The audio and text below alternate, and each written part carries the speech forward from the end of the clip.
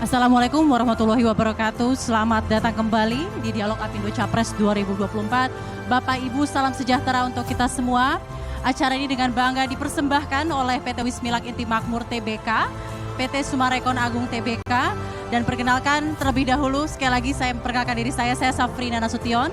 Selama sekitar 2 jam ke depan saya akan menemani Anda dalam dialog khusus bersama calon presiden dengan Asosiasi Pengusaha Indonesia atau Apindo di siang hari ini. Saya ingatkan kembali tema diskusi kita pada kesempatan kali ini adalah Roadmap Perekonomian Indonesia 2024 hingga 2029.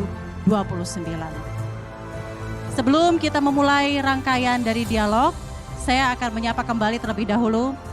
Selamat datang Pak Ganjar, calon Presiden Republik Indonesia. Pak Ganjar, apa kabar? Kita berikan tepuk tangan dan sambutan yang meriah untuk Pak Ganjar. Saya juga ingin menyapa terlebih dahulu moderator kita pada hari ini, pengusaha dan edukator Bapak Gita Wirjawan. Pak Gita, terima kasih banyak masih bersama kami. Ibu Sinta Wijaya Kamdani, Ketua Umum Apindo. Bapak Sofyan Wanandi, Ketua Dewan Pertimbangan Apindo. Bapak Haryadi Sukamdani, Wakil Ketua Dewan Pertimbangan Apindo. Bapak Suryadi Sasmita, Sekretaris Dewan Pertimbangan Apindo. Ibu Mari Elka Pangestu, Ketua Dewan Pakar Apindo. Bapak Bobi Gafur Urmar, Ketua Pelaksana Dialog Capres, seluruh anggota Dewan Pertimbangan dan seluruh Dewan Pimpinan Harian juga akan saya sapa, dan juga para Ketua Bidang seluruh pengurus DPN dan DPP Apindo. Kita berikan tepuk tangan, kita mulai dialog ini dengan semangat di sesi kedua kali ini.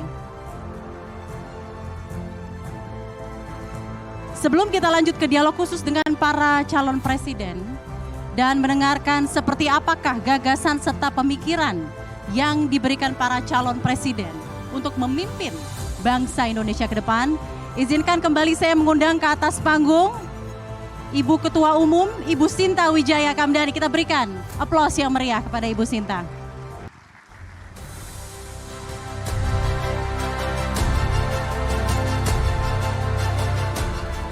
Selamat siang Bapak Ibu sekalian, selamat siang calon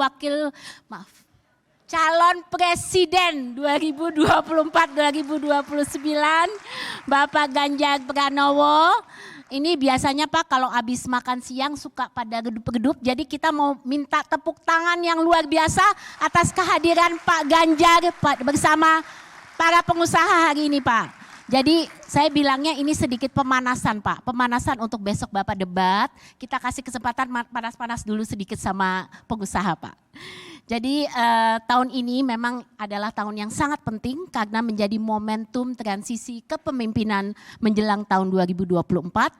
Kepemimpinan nasional yang baru tentunya akan melahirkan kebijakan bidang sosial ekonomi yang juga akan menjadi faktor penting dalam mendorong iklim investasi dan usaha di tanah air. Itulah kenapa Pak Ganjar, Apindo sebagai representasi para pengusaha yang sudah ada 71 tahun yang lalu Pak. Sudah 71 tahun nih kita berdiri, menjadikan advokasi kebijakan sebagai salah satu program kerja utama, dan visi besar kami adalah mewujudkan iklim usaha yang kondusif, kompetitif dan berkelanjutan untuk penciptaan lapangan pekerjaan. Buat Apindo menjelang hajatan demokrasi tahun depan ini adalah krusial dalam mengawal kepemimpinan baru. Kenapa ini penting Pak Ganjar? Karena kami meyakini pemimpin baru masih memiliki banyak ruang untuk bisa melanjutkan tapi juga menyempurnakan kebijakan ekonomi demi perbaikan iklim usaha dan investasi. Jadi kami dari pengusaha Pak nggak mau cuman kasih bicara-bicara, tapi kita mau kasih masukan yang bisa dimanfaatkan oleh Bapak dan tim ekonomi nantinya dalam memformulasikan kebijakan. Supaya nggak buang waktu Pak, karena kalau dari kami Bapak bisa dengar langsung dari lapangan apa yang terjadi. Ini langsung, direct, tidak mesti lewat-lewat sana sini Pak. Jadi kita semua tahu bahwa Indonesia sudah mencanangkan visi Indonesia Emas 2045 dan kita juga mau menjadi negara maju terbesar keempat di dunia, dan cita-cita besar itu hanya bisa dicapai kalau pertumbuhan ekonomi kita itu 6-7%. Jadi kita masih jauh untuk bisa mencapai tersebut. Nah, untuk itulah Apindo secara konsisten menyusun dan mengembangkan roadmap perekonomian setiap 5 tahun sejak 2004 sebagai masukan untuk kepemimpinan nasional. Roadmap ini dirancang sebagai panduan strategis bagi para calon pemimpin Indonesia untuk menentukan arah dan langkah konkret yang perlu dilakukan dalam mencapai visi pertumbuhan ekonomi Indonesia dan juga kerjasama dengan dunia usaha. Kali ini roadmap disusun pada titik perubahan penting di mana pertumbuhan dan transformasi ekonomi ini harus berjalan selaras dengan perkembangan makro dan global yang semakin menantang. Nah, tantangan terbesar ini apa? Yang saat ini kami lihat adalah persistensi tren perlambatan pertumbuhan dunia dan Indonesia pasca COVID-19. Diperkirakan Indonesia dan kawasan Asia itu hanya akan tumbuh 2/3 dari tren pertumbuhan sebelum pandemi. Kita semua juga masih menghadapi krisis dan tantangan multidimensi. Seperti kita ketahui konflik dan tensi geopolitik yang meningkat, ketegangan juga masih ada hubungan Amerika Serikat dan Tiongkok. Dan yang penting ini fragmentasi daripada rantai pasok global. Juga krisis perubahan iklim dan peningkatan kompleksitas ekonomi yang didorong percepatan adopsi teknologi, digitalisasi ekonomi, dan yang namanya AI ini Pak, Artificial Intelligence, ini saya rasa harus menjadi perhatian kita. Nah, bagaimana pandangan dunia usaha terhadap perubahan makro dan global? Kami mau sharing sedikit Pak, hasil daripada survei yang dilakukan oleh Apindo.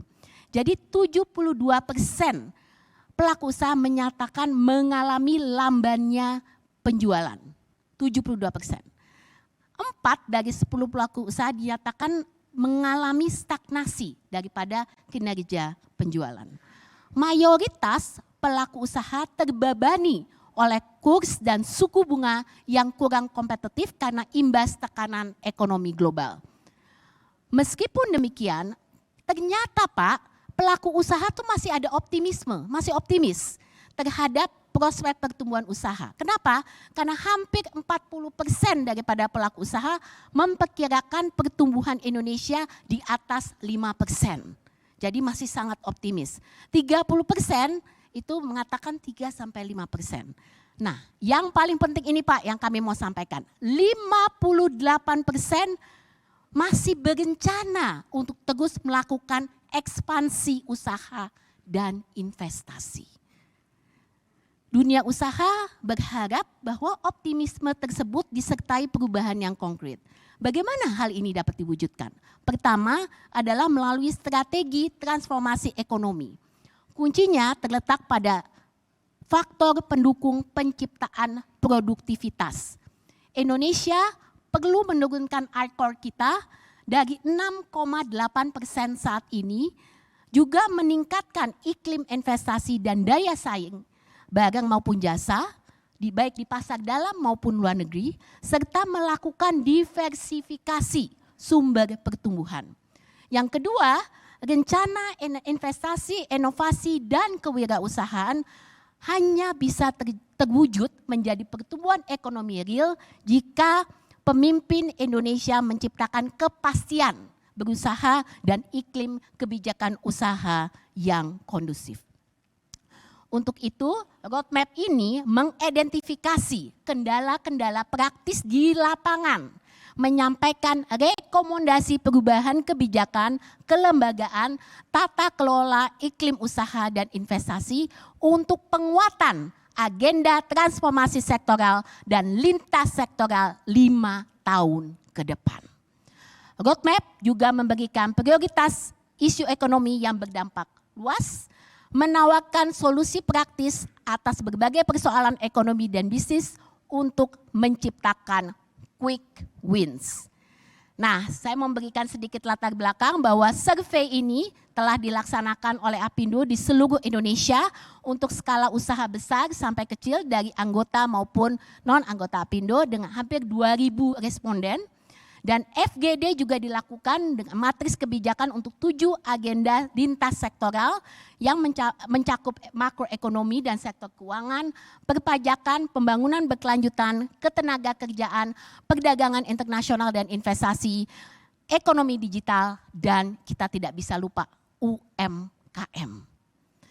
Ini kebetulan teman-teman dari daerah seluruh Indonesia ada di sini, Pak Ganjar. Ini teman-teman DPP, kita berikan tepuk tangan. Udah datang nih Pak, jauh-jauh nih mau mendengar langsung.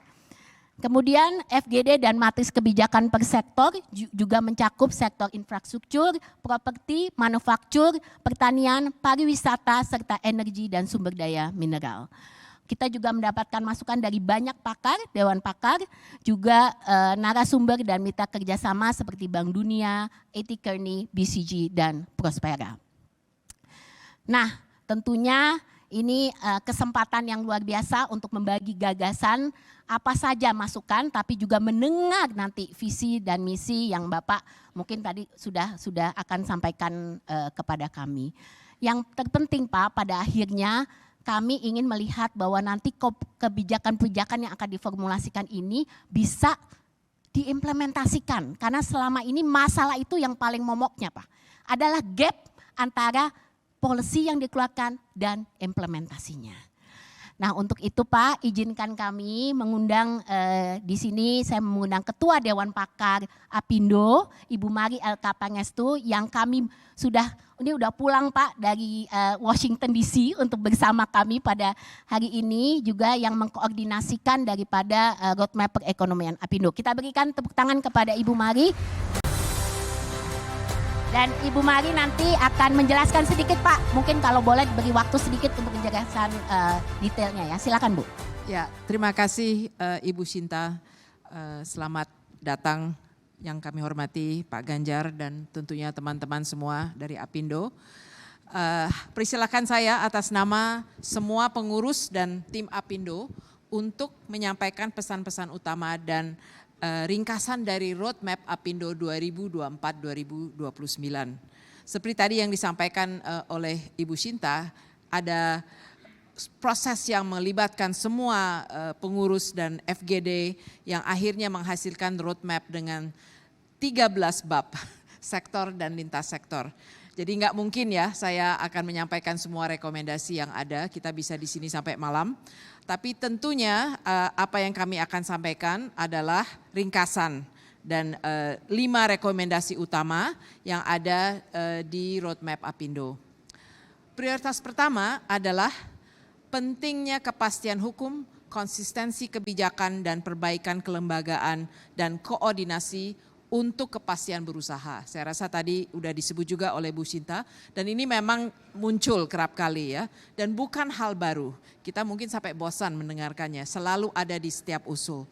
Tapi kali ini disebut di hampir semua lintas sektor dan sektor, muncul sebagai isu dan di berbagai tahap.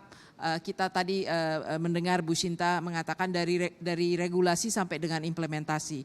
Jadi saat menyusun regulasi, saat menyusun implementing regulation, saat implementasi itu di setiap tahap ada isu-isu yang muncul dan kita mempunyai concrete recommendation di setiap sektor.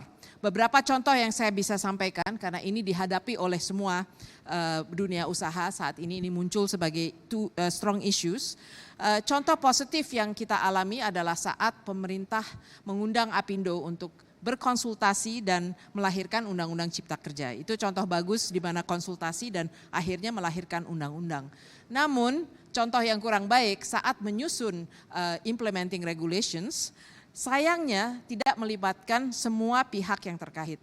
Sehingga terdapat perubahan yang mengecewakan pada beberapa komponen Undang-Undang Cipta Kerja, terutama aspek ketenagakerjaan terkait dengan penentuan upah minimum. Contoh lain, ini di level implementasi, di mana 5 tahun yang lalu kalau kita baca roadmap Apindo 5 tahun yang lalu, kita sangat mendukung dibentuknya sistem OSS atau Online Single Submission. Namun saat ini OSS masih belum berjalan dengan baik, antara lain karena lemahnya komitmen KL yang terkait, platform teknologi dan SDM pelayanan yang tidak siap, dan koordinasi pemerintah pusat dan daerah yang tidak berjalan baik. Apa yang menjadi rekomendasi Apindo? Proses konsultasi yang sistematis di setiap tahap ya. Jadi saat dibentuk regulasi, saat implementing regulation dan saat implementasi. Benar-benar harus dimonitor seperti tadi sudah disampaikan oleh Ibu Shinta. Banyak keluhan di dalam roadmap yang menyatakan ini tiba-tiba bisa ada regulasi baru yang tidak dikonsultasikan dan diberlakukannya besok gitu ya. Jadi sehingga ini menjadi salah satu keluhan yang common antara beberapa sektor. Kedua, penyempurnaan proses di setiap tahap. Di dalam roadmap ada rekomendasi konkret di lintas sektor dan sektor yang perlu ditindaklanjuti. Ya, jadi kalau dibaca ada rekomendasi spesifik, kita tidak bicara normatif lagi. Kita bicara yang konkret. Matriks kebijakan itu Ya, Bu Mari yang matriks penting. kebijakan. Jadi spesial PP-nya yang mana, aturan yang mana itu ada secara detail Pak. Jadi ada yang persis bisa ditindaklanjuti mudah-mudahan oleh pemimpinan pemerintah yang berikutnya. Dan kita ada satu usul yang penting buat dunia usaha, misalnya di tahap implementasi peningkatan penerimaan negara melalui penerimaan pajak. Apindo menyarankan dilaksanakan bertahap dan melalui perbaikan administrasi pajak dan ekstensifikasi atau penambahan wajib pajak yang baru dan tidak saja intensifikasi kepada yang sudah patuh bayar pajak. Benar, itu saya rasa semua mempunyai sentimen yang sama. Ini unsur keadilan lah ya. Ketiga, komitmen untuk memperbaiki isu yang kerap kali muncul, yaitu koordinasi. Ya, mungkin ini juga sudah bosan mendengarkannya. Tetapi koordinasi KL, koordinasi pemerintah pusat dan daerah ini masih muncul sehingga ini perlu perhatian khusus dan banyak usulan di dalam roadmap kita terkait dengan memperbaiki koordinasi, membentuk tim nasional, bahkan membentuk lembaga baru. Ya, dan salah satu contohnya adalah di bidang UMKM. Katanya ada 24 KL yang terlibat di dalam kebijakan terkait UMKM. Alangkah baiknya kalau bisa dikoordinasikan sehingga bisa lebih efektif. Ya. Prioritas kedua adalah kebijakan terkait peran teknologi dan sumber daya manusia untuk mendukung peningkatan produktivitas yang diperlukan supaya kita bisa bertransformasi. Sebagian besar pengusaha merasakan rendahnya keterampilan dan tingkat pendidikan dari tenaga kerja, termasuk literasi digital dan rendahnya adopsi teknologi. Nah, tingkat adopsi teknologi yang rendah dan masih di awal itu ada di bab 6, dijabarkan per sektor dan jenis teknologi apa yang memang kita harus beranjak mengadopsi. Dan kenyataan pengeluaran untuk R&D di bawah 3%, ya, walaupun ada insentif pemerintah. Rekomendasi kita apa? Konsistensi reformasi kebijakan ketenagakerjaan dan implementasinya.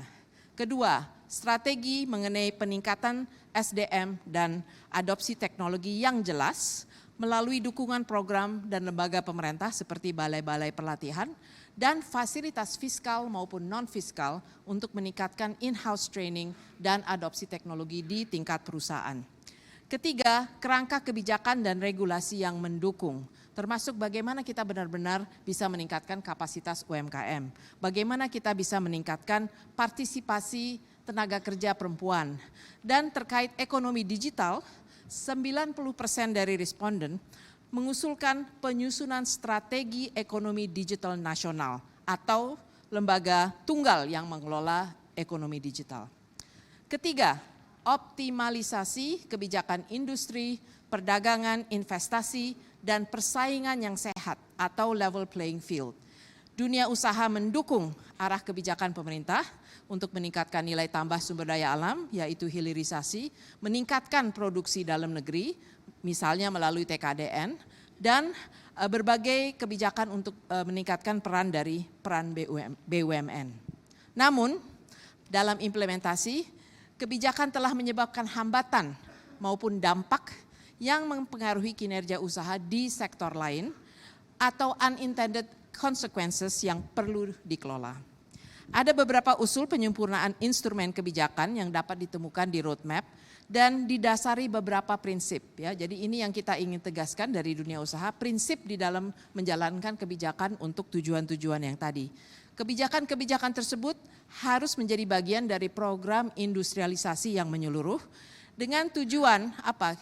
Tujuan dari sektor yang kita ingin dukung harus bisa pada akhirnya bersaing di pasar dalam negeri maupun di luar negeri. Kedua, saat memberi fasilitas, preferensi atau dukungan kepada perusahaan atau industri harus dilaksanakan dengan prinsip batas waktu, jadi tidak tidak sepanjang masa mendapat preferensi itu dan dikaitkan dengan kinerja yang dicapai.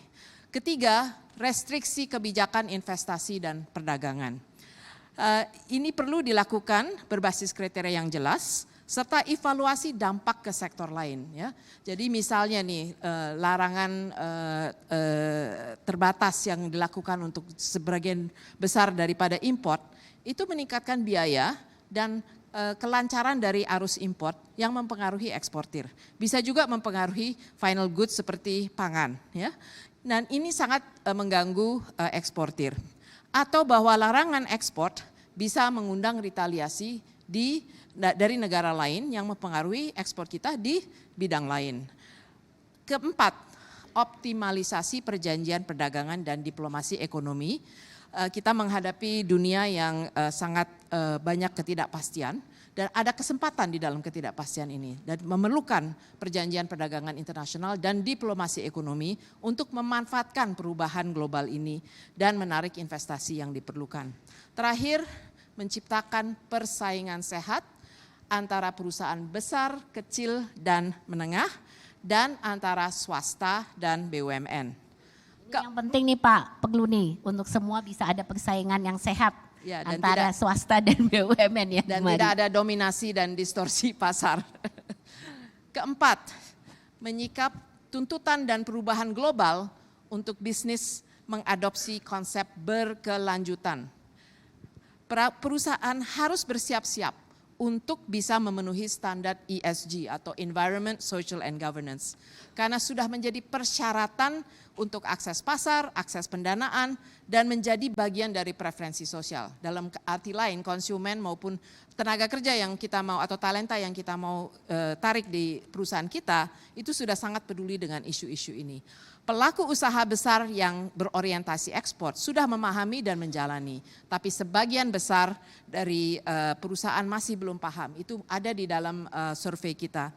Dan pada saat yang bersamaan mereka harus bisa masuk dalam sustainable supply chain, kalau tidak bisa bersaing, terutama UMKM. Ya. Jadi rekomendasi kebijakan adalah kita harus meningkatkan edukasi dan informasi terkait ESG dan ini sangat-sangat memerlukan kolaborasi antara pemerintah dan swasta. Kedua, memfasilitasi perusahaan-perusahaan untuk memenuhi ESG. Ini terkait dengan kapasitas dan insentif dan lain sebagainya, termasuk UMKM. Ketiga, memperkuat kebijakan dan kelembagaan serta regulasi untuk mengarus utamakan praktek bisnis berkelanjutan, investasi dan pendanaan yang berbasis berkelanjutan, seperti taksonomi sustainable finance.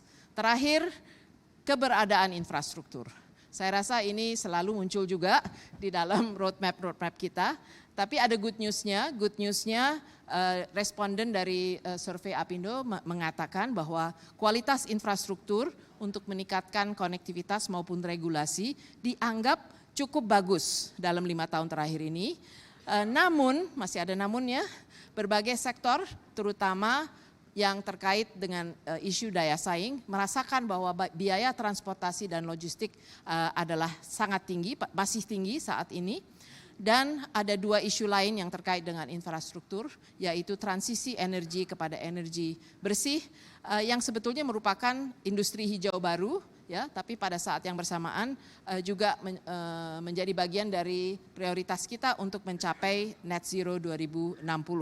Di samping itu, kalau kita benar-benar ingin memanfaatkan digital economy sebagai bagian dari sumber pertumbuhan kita untuk transformasi ekonomi, kita tetap perlu membangun infrastruktur konektivitas untuk digital yang menyeluruh. Jangan sampai ada digital divide atau gap antara yang tidak terjangkau dan yang terjangkau. Jadi infrastruktur dan literasi digital harus sampai ke desa-desa dan daerah terpencil. Rekomendasi kita apa? Pembangunan dan investasi infrastruktur fisik. Tetapi ini juga tidak hanya infrastruktur fisik, tapi bagaimana terintegrasi dengan sistem yang terkait. Karena kalau tidak, tetap tidak bisa berjalan. Kedua, kejelasan mengenai program transisi energi dan pembangunan energi terbarukan. Ketiga, keperluan SDM yang mendukung. Semoga saya sudah bisa mewakili teman-teman semua untuk menggarisbawahi apa yang penting, 5 prioritas dari dunia usaha. Dan kita harap ini menjadi masukan tentunya kepada pemimpinan pemerintah 5 tahun ke depan. Dan di luar dialog hari ini, kami berharap bisa melanjutkan pembahasan dengan tim ekonomi Bapak untuk membahas berbagai rekomendasi dengan lebih detail. Bagaimana Ibu Shinta? Ya, setuju. Ya? Semoga Pak Ganjar juga bisa menyetujui ini usulan kami Pak. Ini soalnya kalau hari ini kita paling cuma dapat waktu Bapak sedikit. Yang penting bagaimana kita bisa bekerja sama dengan tim ekonomi Bapak untuk membagikan. Karena masukan ini udah kerja keras kita nih Pak. Jadi kita harap bisa nanti diintegrasikan juga dengan diadopsi untuk program-program ekonomi yang nantinya akan dikeluarkan. Nah Pak, ini kita semua sudah mau menunggu untuk bisa mau diskusi sama Bapak. Untuk bisa gagasan kami juga nanti Bapak bisa tanggapi.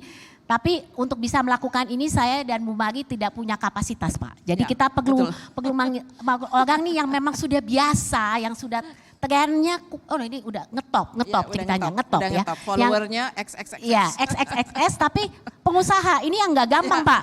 Cari pengusaha yang ngetop itu tidak gampang. Nah dan jago untuk moderasi. Oleh karenanya kami bersyukur berdua bisa kesediaan Bapak, sahabat kami, juga pengusaha, juga edukator, juga pernah menjadi menteri, Bapak Gita Wirjawan. Kami persilakan. Tepuk tangan.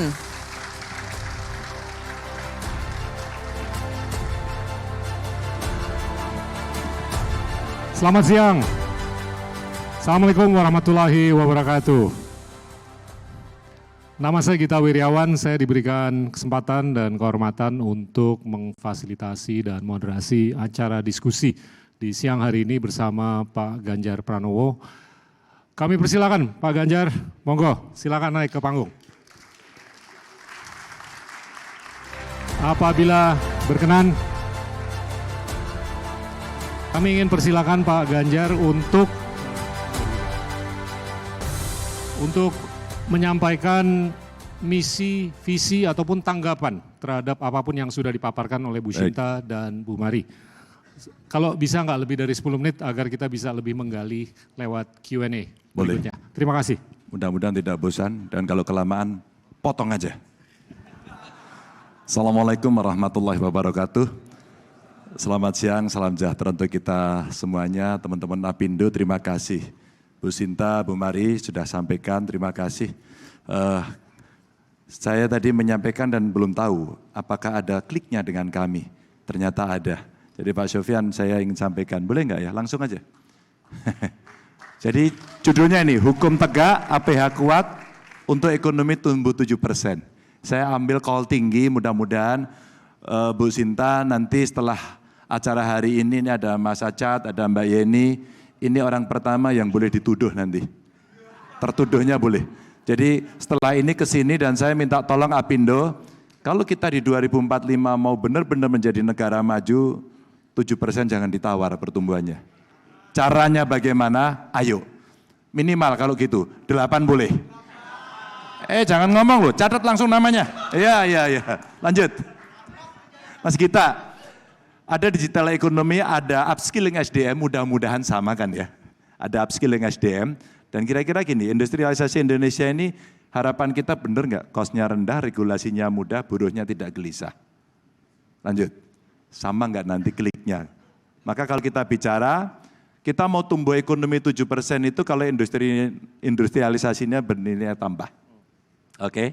Dan investasi ini membuka lapangan kerja, tugas kami adalah menyiapkan SDM yang baik. Termasuk di dalamnya nanti kami punya satu program bagaimana caranya agar si miskin itu juga akan bisa melompat, kelompok perempuan bisa melompat, penyandang disabilitas bisa melompat dengan pendidikan. Maka wajib hukumnya jangan ditawar pendidikan gratis ini. Jangan pernah ditawar. Berapapun kemudian yang kita butuhkan, ini investasi karena kita mendapatkan bonus demografi, jangan sampai jadi malapetaka demografi. Dan itu artinya butuh yang paling kiri dari Bapak Ibu sekalian. Saya senang karena mendapatkan partner Pak Mahfud. Ini era Gus Dur dulu terkenal dengan peluru tak terkendali. Jadi beliau bisa das kira-kira begitu. Ini gambaran besarnya, lanjut. Maka Bapak Ibu, kalau kita lihat, saya berkeliling, deindustrialisasi makin nyata dan cari kerja makin sulit. Kami keliling dari Indonesia Timur kemarin. Ke selatan, belum sampai ke tengah, tapi kami coba naik ke utara, itu pertanyaannya. Pak, kenapa sulit? Maka mudah berusaha meningkatkan nilai tambah ini penting, maka tadi itu jangan sulit-sulit dong gap antara kebijakan pemerintah. Bu, kalau sulit, yang harus memutuskan adalah pemimpin tertinggi. Yang harus disalahkan adalah pemimpin tertinggi. Karena dialah kemudian ketika koordinasi itu barang gampang diucapkan tapi mewah dilaksanakan, maka harus ada troubleshooting di situ. Kalau tidak ada, ya sudah. Apindo 5 tahun lagi, ngomong lagi sama lagi. Nggak bisa, harus dirubah ya. Kalau KKN disikat, pungli, ya enggak? Disikat, mafia hukum disikat, lapangan kerja akan terbuka, investasi tidak takut. Bapak Ibu, saya hakul yakin di sini, ngaku saja ke saya. Siapa yang bilang di Indonesia ini sudah efektif dalam pengurusan seluruh usahanya? Angkat tangan. Terima kasih atas pengakuannya. High cost langsung muncul karena mulai dari awal kita mengalami kesulitan-kesulitan itu.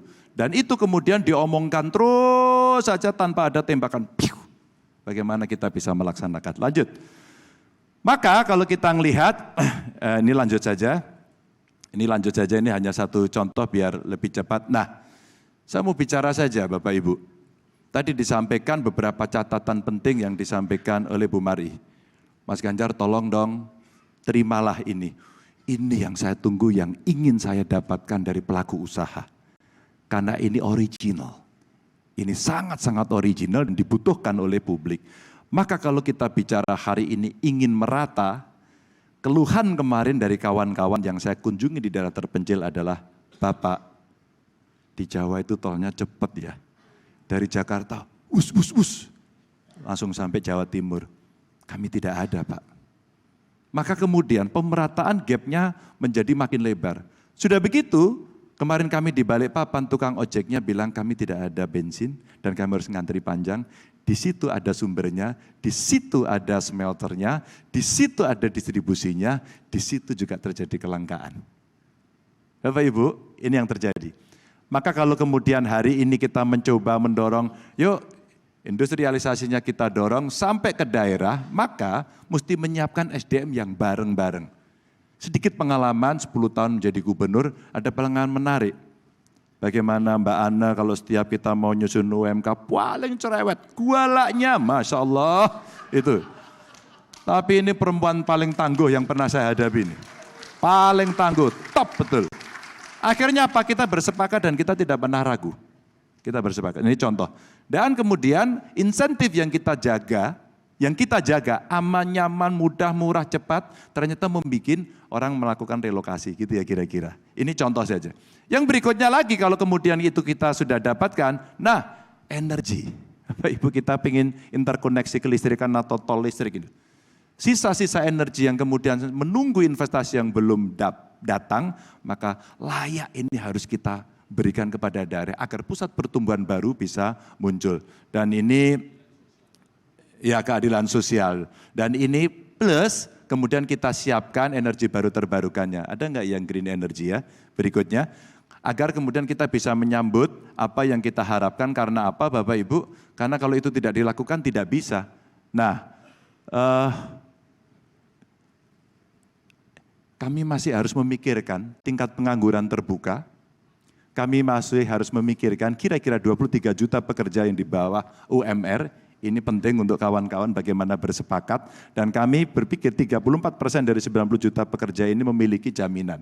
Kalau ini nyaman, industrinya akan nyaman, pengusaha akan nyaman. Maka kami siapkan kurikulum yang siap kerja. Kurikulum inilah yang kemudian penting para pengusaha untuk ikut masuk. Aku itu butuhnya bukan yang kamu ciptakan itu. Aku butuhnya sekarang mereka yang ngerti digital, yang literasinya cukup, maka dia akan jalan. Dan kemudian yang mereka harus mendapatkan bantuan harus clear betul. Bagaimana menyatukan satu data Indonesia. Dan itu ada single identity number. Dan itulah kemudian kita dorong, KTP itu sudah ada. Kita kasih KTP Sakti ini. Ya. Karena apa? Karena mau kita bicara kemiskinan, mau kita bicara bantuan, mau kita bicara subsidi, di situ tempatnya. Maka kalau kemudian ini kita bisa dorong, rasa-rasanya akan semakin baik. Termasuk transi energi ini tidak gampang, kita butuh waktu yang cukup lama yang kita butuhkan, tapi kita harus segera memulai. Kalau tidak kita ketinggalan. Dan saya terima kasih Bu, 30% dari pengusaha yang baru tahu tentang green energy katakan. Maka rasanya forum ini menjadi begitu penting untuk kemudian kita menyampaikan gagasan, yuk kita dorong ke sana dan kemudian silahkan berinvestasi karena potensi kita cukup besar. Saya mau berhenti di sini aja deh, agar kemudian bisa berdiskusi lebih banyak. Terima kasih. Tepuk tangan Assalamualaikum untuk Pak warahmatullahi Ganjar wabarakatuh. Pranowo. Terima kasih Pak Ganjar. Saya mungkin akan jemput poin yang Bapak sampaikan terkait dengan kepastian hukum. Dan ini merupakan nomor 1 dari paparannya Bu Shinta dan Bu Mari. Ini korelasinya tinggi Pak Ganjar dengan kepentingan kita untuk menarik modal. Saya mau coba bungkus ini dalam konteks modal yang ada di dalam negeri. Modal yang ada di dalam negeri itu terbatas sejauh uang beredar yang ada, sejauh sektor perbankan yang ada, sejauh sektor atau pasar modal yang ada. Nah, kalau saya hitung rasio uang beredar yang ada terhadap PDB kita atau ekonomi kita, rasio perbankan terhadap PDB kita, rasio pasar modal terhadap PDB kita, ini tiga-tiganya di bawah 50%. Jadinya sangat terbatas, sangat terbatas dibandingkan negara-negara maju yang rasionya itu jauh di atas 100%. Jadi mau nggak mau ada keniscayaan untuk kita benar-benar harus fokus untuk menarik modal dari luar negeri. Nah, saya mau kembangkan ada beberapa statistik mengenai penanaman modal asing. FDI di Indonesia itu relatif rendah sekali Pak Ganjar. Kalau saya lihat rasio FDI per orang per tahun, itu kurang lebih $100. Hampir sama dengan apa yang kita saksikan di Filipina, Malaysia, Thailand, dan Vietnam. Tapi rasio yang sama di Singapura itu $19.000.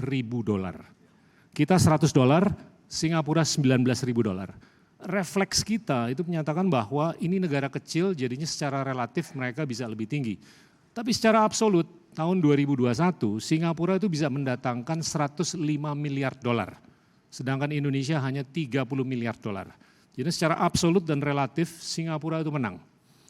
Saya melihat modal itu ngalir bukan karena ideologi, bukan karena geografi, bukan karena apakah ada sumber daya manusia atau sumber daya alam.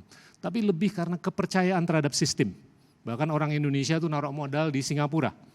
Nah, kalau Bapak dipilih jadi presiden, sejauh mana komitmen Bapak untuk benar-benar mengedepankan kepastian hukum agar sistem yang ada di Indonesia ini sangat bisa dipercaya oleh pemodal dari seluruh dunia? Ada 3 hal. Siap. Yang pertama adalah memastikan regulasinya benar dan itu disusun karena partisipasi. Ada rasa yang diungkapkan oleh masyarakat.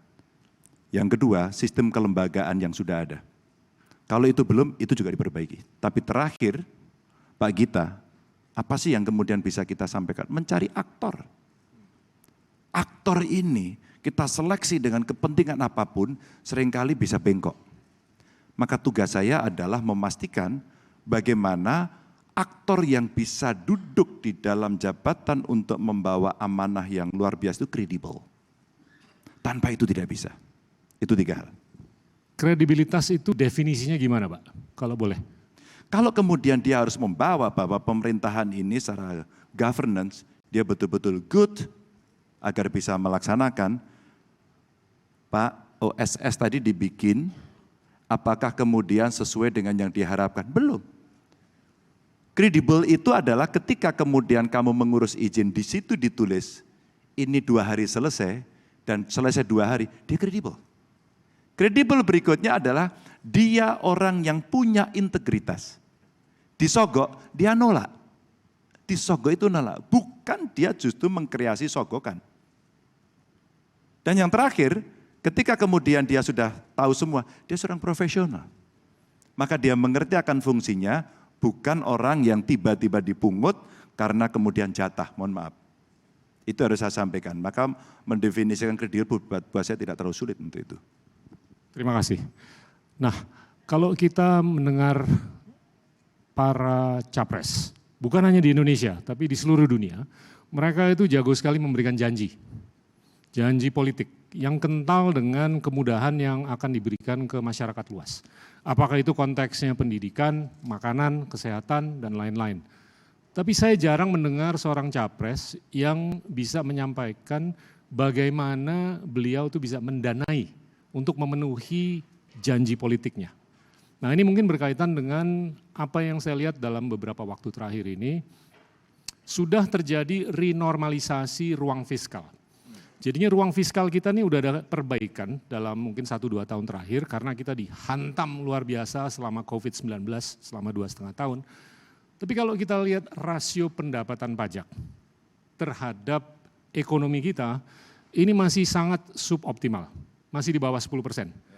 Apabila kita lirik ke negara-negara OECD, negara-negara setengah dan maju ke atas, itu rasionya kurang lebih 33%.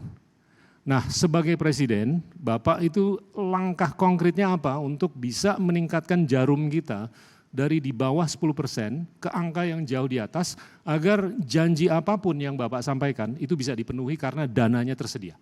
Ada 2 hal. Yang pertama adalah jangan berburu di kebun binatang untuk urusan pajak. Ya.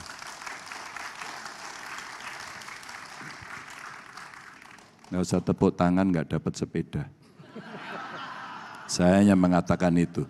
Jangan berburu di kebun binatang dan jangan mancing di kolam. Maka saya mau merespon, mudah-mudahan sama. Ekstensifikasi. Kalau ada orang yang pernah bekerja di pajak atau berhubungan dengan orang pajak, mari kita catat baik-baik. Saya orang yang pernah berteriak sangat keras ketika teks amnesti diberikan, dan setelah itu mau pilpres, dan kemudian ada orang pakai baju kaos, kemudian ketuk-ketuk rumah, nagih pajak. Dan ini menimbulkan kecemasan. Mas kita, kalau kita meningkatkan rasio sebenarnya, saya ini tanya sama kawan-kawan pengusaha, ketakutan kawan-kawan pengusaha apa? Ketakutan saya itu ya disembelih. Kami menjadi objek dan ditembakin berkali-kali. Maka kalau kita bicara optimalisasinya adalah berapa yang punya NPWP, NPWP dulu aja deh. Berapa yang bayar dan berapa yang menuliskan SPT. Saya tidak bawa datanya, kalau nanti dibutuhkan akan saya kasih. Dan saya mendapatkan itu dari kawan-kawan yang peduli pajak. Orangnya kerja di mana? Rahasia. Kan nanti takut dia. Lagi banyak orang takut hari ini.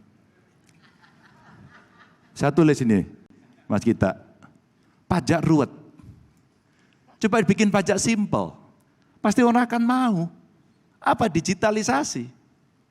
Dan yang kedua harus saya omongkan sekarang. Rasanya urusan penerimaan negara, pajak dan bukan pajak itu tidak lagi diurusi oleh Dirjen. Itu diurusi oleh lembaga di bawah presiden langsung. Setuju? Cukup jawaban saya. Kalau berkenan saya mau gali lebih dalam, karena ini musik untuk kuping kita sebagai pengusaha. Dalam gambaran kepresidenan Pak Ganjar, kira-kira rezim pajak ke depan ini gimana? Apakah kental dengan tax rate yang lebih memberikan insentif kepada produksi dan disinsentif terhadap konsumsi yang kurang berkenan? Dan apakah realistis dalam waktu dekat itu untuk Indonesia itu tax regime-nya mirip-mirip seperti apa yang kita lihat di Hong Kong ataupun di Singapura, di mana pribadi ataupun korporasi itu pajaknya di bawah 20%, di mana di Indonesia itu jauh di atas itu. Apakah itu memungkinkan? Kalaupun mungkin, itu berapa lama lagi kita bisa lihat? Kalau tidak, kenapa? Saya tunggu harus nunjuk menteri dulu untuk menjawab teknis ini ya. Sudah ada yang siap menjadi menteri saya hari ini? Oh oke. Oh nanti dulu, Mas Acat aja belum tentu kok gitu. Itu nanti Mas. Saya tentu tidak bisa menjawab. Kapan, berapa lama, sampai di mana, tidak. Tapi kalau kemudian tax regime mau kita sampaikan, dinamika dunia dan lingkungan eksternalnya berubahnya seperti apa? Kan ini bukan cerita sesuatu yang statis, sesuatu yang dinamis. Ketika kemudian tax regime itu, mbok sudah kayak Singapura, iya. Tapi Singapura itu orang punya ketaatan yang tinggi. Dugaan saya sampai hari ini kalau saya ngomong dengan beberapa menterinya umpama, mereka orang-orang yang mengelola dengan sikap profesional dan dalam konteks relasi dengan masyarakat biasa-biasa saja. Apa artinya? Dia tidak merasa juga kelas-kelas 1 amat begitu ya. Karena dia harus melayani dari masyarakatnya. Artinya apa? Betul-betul governance itu dipegang ketat. Sehingga ada etik. Ada etik yang kemudian, oh ini kalau saya langgar berbahaya. Maka apa? Kalau kemudian kita mau bikin seperti Singapura dan kemudian faktor-faktor eksternalnya kita bisa perbaiki, good governance, transparansi, akuntabel, mudah, murah, cepat, penegakan hukumnya oke, beres.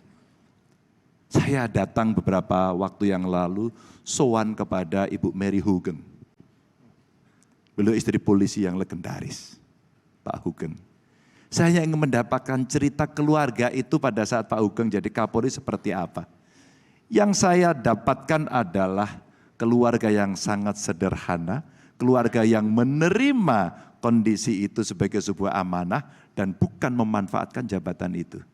Apa sih yang relate dengan pertanyaan ini?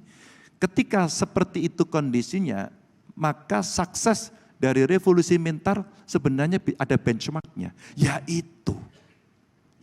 Maka tidak ada cerita berlebihan. Kalau itu terjadi, maka aktor yang saya katakan tadi bisa mengelola dengan baik, dia akan melakukan kontrol diri. Maka ketika kemudian kita kaitkan, ini akan seperti apa negara, oh situasi eksternalnya mendukung, maka bisa naik turun. Saya mau cerita dikit. Pada saat KUR, mau diberikan kepada UMKM dengan suku bunga 12%, kita tidak bisa, Mas Gita. Nggak bisa, UMKM saya nggak bisa. Pak 12% kami nggak bisa. Larinya kepada siapa? Kepada pinjol. Larinya kepada siapa? Kepada rentenir. Apa kemudian yang bisa dilakukan? Ini cepat nggak pakai tetek bengek Pak? Bahasanya maaf, itu rumit Pak. Orang Jawa bilang ngapusi, begitu. Apa yang kita lakukan? Karena saya punya bank Jateng saya undang. Bisa nggak kalian menurunkan rate-nya itu serendah-rendahnya? Nemu angka 6%. Nemu angka 6%. 6% kemudian, Pak ini bottom Pak. Tapi kalau kita mau aman 7% Pak. Oke turunkan 7% berlakukan besok. Begitu kita berlakukan, saya ketemu presiden saat itu beliau bicara. Pak Ganjar, KUR mau saya turunkan. Berapa persen Pak? 9%. Luar biasa Pak. Tapi saya sudah punya 7%. Pada saat itulah kemudian KUR turun menjadi 7%. Itu sejarahnya. Kemudian menjadi 6%. Artinya apa? Ketika kita melihat dinamika yang berubah, kita bisa mengikuti proses itu. Termasuk kemudian dalam perpajakan. Mas Gita, kalau eksternalnya kita sudah seindah seperti apa yang dibayangkan masyarakat, bukan tidak mungkin kita berlakukan seperti yang di Singapura. Tepuk tangan. Ini agak di luar naskah, tapi saya mau nyambung karena ini menarik sekali apa yang disampaikan oleh Pak Ganjar. Di Singapura itu mereka mengedepankan 3 kata dalam pengseleksian talenta, yaitu kompetensi, integritas, dan akuntabilitas. Nah kalau kita mau kupas lebih dalam lagi mengenai ekonomi yang sangat relevan dengan dunia usaha, apakah dalam kepresidenan Bapak itu dalam posisi untuk mengseleksi talenta yang khususnya untuk ngurusin ekonomi itu lebih berdasarkan meritokrasi, garis miring teknokrasi, atau politik? Ada 2 hal.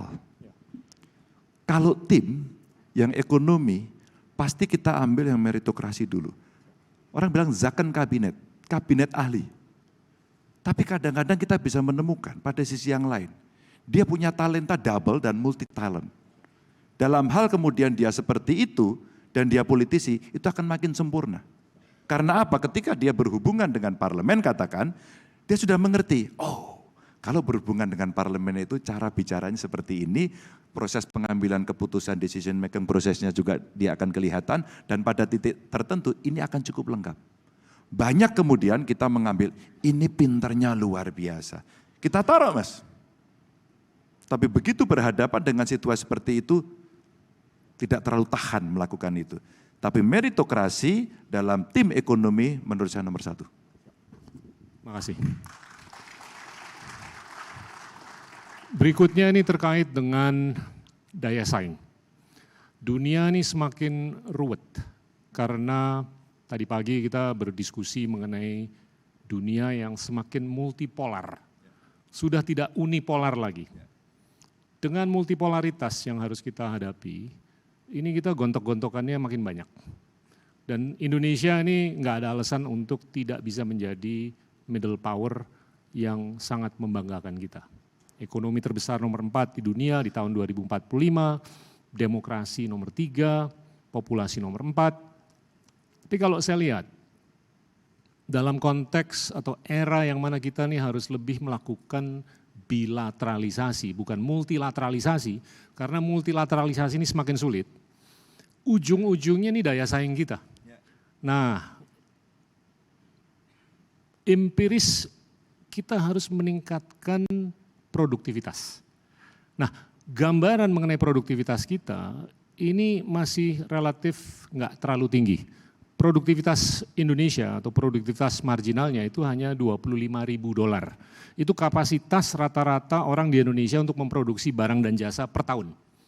Dibandingkan sekali lagi Singapura, mohon maaf, mereka tuh ada di $200.000. Rata-rata di Singapura mereka bisa memproduksi barang dan jasa dengan nilai $200.000. Indonesia hanya $25.000. Kalau Indonesia mau menjadi kekuatan tengah yang relevan, mau nggak mau kita harus meningkatkan angka ini ke angka yang jauh lebih tinggi. Langkah apa saja yang Bapak akan lakukan agar jarum ini bisa bergerak dengan kecepatan yang sangat berkenan dari $25.000 ke angka yang lebih tinggi? Crash program. Satu pelatihan itu untuk fitting pada kondisi existing hari ini. Crash program. Upskilling. Kita latih dengan crash program agar mereka bisa fit dengan kondisi hari ini. Tapi jika kita memproyeksikan semacam manpower supply yang kita siapkan untuk membangun sebuah, sebutlah kawasan industri dengan teknologi yang tinggi. Maka ketika ini berjalan, kita siapkan SDM-nya. Ada contoh yang sedang kita bangun, sayang saya tidak bisa menungguin karena masa jabatan sebagai gubernur selesai. Adalah kawasan industri Kendal yang sudah berjalan. Dia berhubungan dengan kurang lebih 100 sekian, saya lupa persisnya, sekolah vokasi. Terus kemudian kita extend di sebelahnya kawasan industri Batang. Yang saat itu kita desain bersama-sama agar ini bisa menjadi sebuah terobosan yang kita bisa dorong untuk bisa kita sampaikan. Sorry, sudah ada beritanya, bukan ratusan, 30 industri DKI ini siap menampung vokasi dari industrinya, tapi beberapa sekolah vokasinya kita siapkan. Nah, yang di Batang, kita cek sumber daya alam, sumber daya manusia yang ada di sekitarnya, maaf, relatif tidak siap. Demikian juga di banyak tempat yang lainnya, seringkali masyarakat yang ada di sekitar mengatakan, kami hanya menjadi penonton dan kami tidak bisa dilibatkan. Apa yang dilakukan? Crash programnya, pelatihan, kemudian membuat sekolah. Maka kalau di awal tadi kami sampaikan, kita ingin merancang proses industrialisasi dan ada titik-titik pertumbuhan ekonomi baru yang kita siapkan. SDM-mu yang kamu butuhkan seperti apa? Kalau kemudian kita sudah menemukan itu, maka itulah minimum standar yang mesti diberikan. Maka tugas negara, tugas pemerintah adalah menyiapkan itu, karena kita ngurus sekolah. Tugas industri pengusaha adalah menyiapkan spesifikasi yang ada. Mas, Kalau sudah seperti itu, sudah ketemu, maka target dari perusahaan, target dari industri untuk seberapa produktivitas dia mesti dapatkan, pasti akan tertuju. Tapi kita call tinggi, kami mau tinggi, dan kemudian tidak mendapatkan SDM yang baik. Jangan pernah bermimpi. Kecuali SDM-nya ini dipotong dan kemudian diganti semuanya dengan robot. Achievement kita akan tercapai.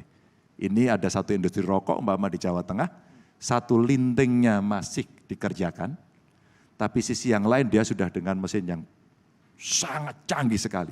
Sangat canggih sekali. Lalu saya tanya kepada pemiliknya, kenapa yang ini tidak diganti dengan ini aja? Kan efisien. Jawabannya sungguh membuat rasa kemanusiaan kita tercolek. Mas, saya sebesar ini karena mereka. Itu yang tidak akan pernah sampai kapanpun, meskipun kami tahu kinerjanya hanya segitu. Tapi untuk kebutuhan produksi dan performa perusahaan kami, maka kami buat yang sangat modern. Tangan. Kalau berkenan saya ingin buka ke floor. Ini Dengan senang akan hati. ada beberapa penanya. Yang pertama nih topiknya terkait dengan ketenaga kerjaan. Ada Pak Edi Wijanarko. Monggo, silakan. Sambil Terima saya catat kasih ya. Pak Gita. Selamat siang Pak Ganjar. Nama saya Edi Wijanarko, Ketua DPP Apindo Jawa Timur. Tadi saya melihat bahwa itu ada satu ungkapan mengenai Indonesia unggul. Itu yang pertama itu adalah penegakan hukum. Dan itu sangat tepat, sudah kita suarakan Apindo, ada kepastian hukum yang memang kita harapkan. Pertanyaan saya adalah mengenai pengupahan. Pengupahan setiap tahun, itu kebijakan pengupahan itu selalu tidak ada kepastian. Apalagi kemudian upah ini selalu didasari oleh unjuk rasa yang terjadi. Dan ini selalu menakutkan kita, terutama untuk industri padat karya. Banyak sekali kabupaten-kabupaten yang sudah lakukan pembahasan dari tingkat bawah dan sudah mengambil keputusan yang sudah disetujui oleh pihak pekerja, oleh pengusaha dan pemerintah, yang kemudian angkanya kita naikkan ke atas. Ternyata pada saat unjuk rasa dilakukan di provinsi, itu ada satu kata nama diskresi, yang semua kebijakan itu diserahkan kepada pemerintah daerah. Dan diskresi ini, keputusan menaikkan upah ini, selalu tidak sesuai dengan nafas Undang-Undang Cipta Kerja, dan tidak sesuai dengan harapan atau kebijakan nasional, seperti tahun ini dengan adanya PP 51. Inilah yang sekarang terjadi, di mana kita sekarang ini selalu menghadapi masalah apabila sudah masuk di bulan Oktober dan November. Kalau Bapak tadi juga mengatakan bahwa ada deindustrialisasi, itu indeks yang disampaikan bahwa dalam 3 tahun terakhir ini, di mana angka indeksnya itu 39%, sekarang turun menjadi 13%. Ini luar biasa sekali penurunannya. Artinya apa? Artinya untuk industri semua yang padat karya itu justru stagnan dan banyak yang tutup, banyak yang bangkrut. Pertanyaan ini mungkin mengenai pengupahan mungkin bisa disampaikan. Terima kasih. Pak Edi, terima kasih. 10 tahun saya mengerjakan ini, Pak. Saya pernah menjadi satu-satunya kepala daerah yang saat itu menolak PP, Pak. Karena apa? Perpindahan antara menggunakan rumus KHL, Pak, digantikan hanya sekedar inflasi dan pertumbuhan ekonomi. Maaf, saya katakan sekedar. Pak, ketika kemudian kondisi ini berlarut-larut, ada yang menarik buat saya. Undang-undang tenaga kerja dibikin, PP tentang pengupahan dibuat. Padahal ini sebuah regulasi yang mestinya secara partisipasi sebelumnya sudah ada hearing untuk itu. Tapi saya tanya, 3 pihak itu tidak ada yang happy, Pak. Saya tanya buruhnya, friend, kamu oke nggak dengan upah sekarang? Ah enggak, kita demo. Ya udah besok demo. Tapi jangan dirusak ya pagar saya bilang gitu. Lalu saya tanya pengusaha happy enggak dengan seperti ini? Ah, enggak Pak, kami enggak mau. Oke, saya tanya Mas Gita, Bupati, Kepala Dinas Tenaga Kerja, Anda happy enggak ngurus ini? Enggak, loh ini keputusan diambil kok tidak ada happy tiga-tiganya? Jangan-jangan salah. Karena saya capres ya saya harus kampanye. Karena kampanye saya harus janji. Tapi saya tidak bisa janji asal janji yang nanti tidak bisa dilaksanakan. Enggak bisa, dalam hati kecil saya enggak bisa. Maka Pak Ganjar buatlah seperti tetangga sebelah yang begini itu rakyat akan suka semuanya. Oh enggak. Itu enggak bisa dilaksanakan. Maaf. Mana yang gimmick, mana yang populis. Tapi kami harus sampaikan. Kalau kami tidak janji, Bapak Ibu enggak percaya sama saya. Ini bisa bekerja apa enggak? Maka selalu saya sampaikan dengan contoh. Nah, kesempatan saya memberikan contoh. Saya ngobrol kemarin ketemu dengan para buruh. Friend, apa problemmu? Problem saya upahnya terlalu murah. Oke, kalau gitu kita tinggikan. Berapa maumu? Ya pokoknya tinggi, enggak ada pokoknya, hitung dulu. Ada enggak organisasi buruh yang bisa menghitung?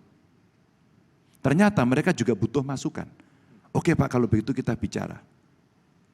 Karena apa? Karena ketika Anda menentukan sebuah angka, maka Anda harus berhubungan dengan pengusaha.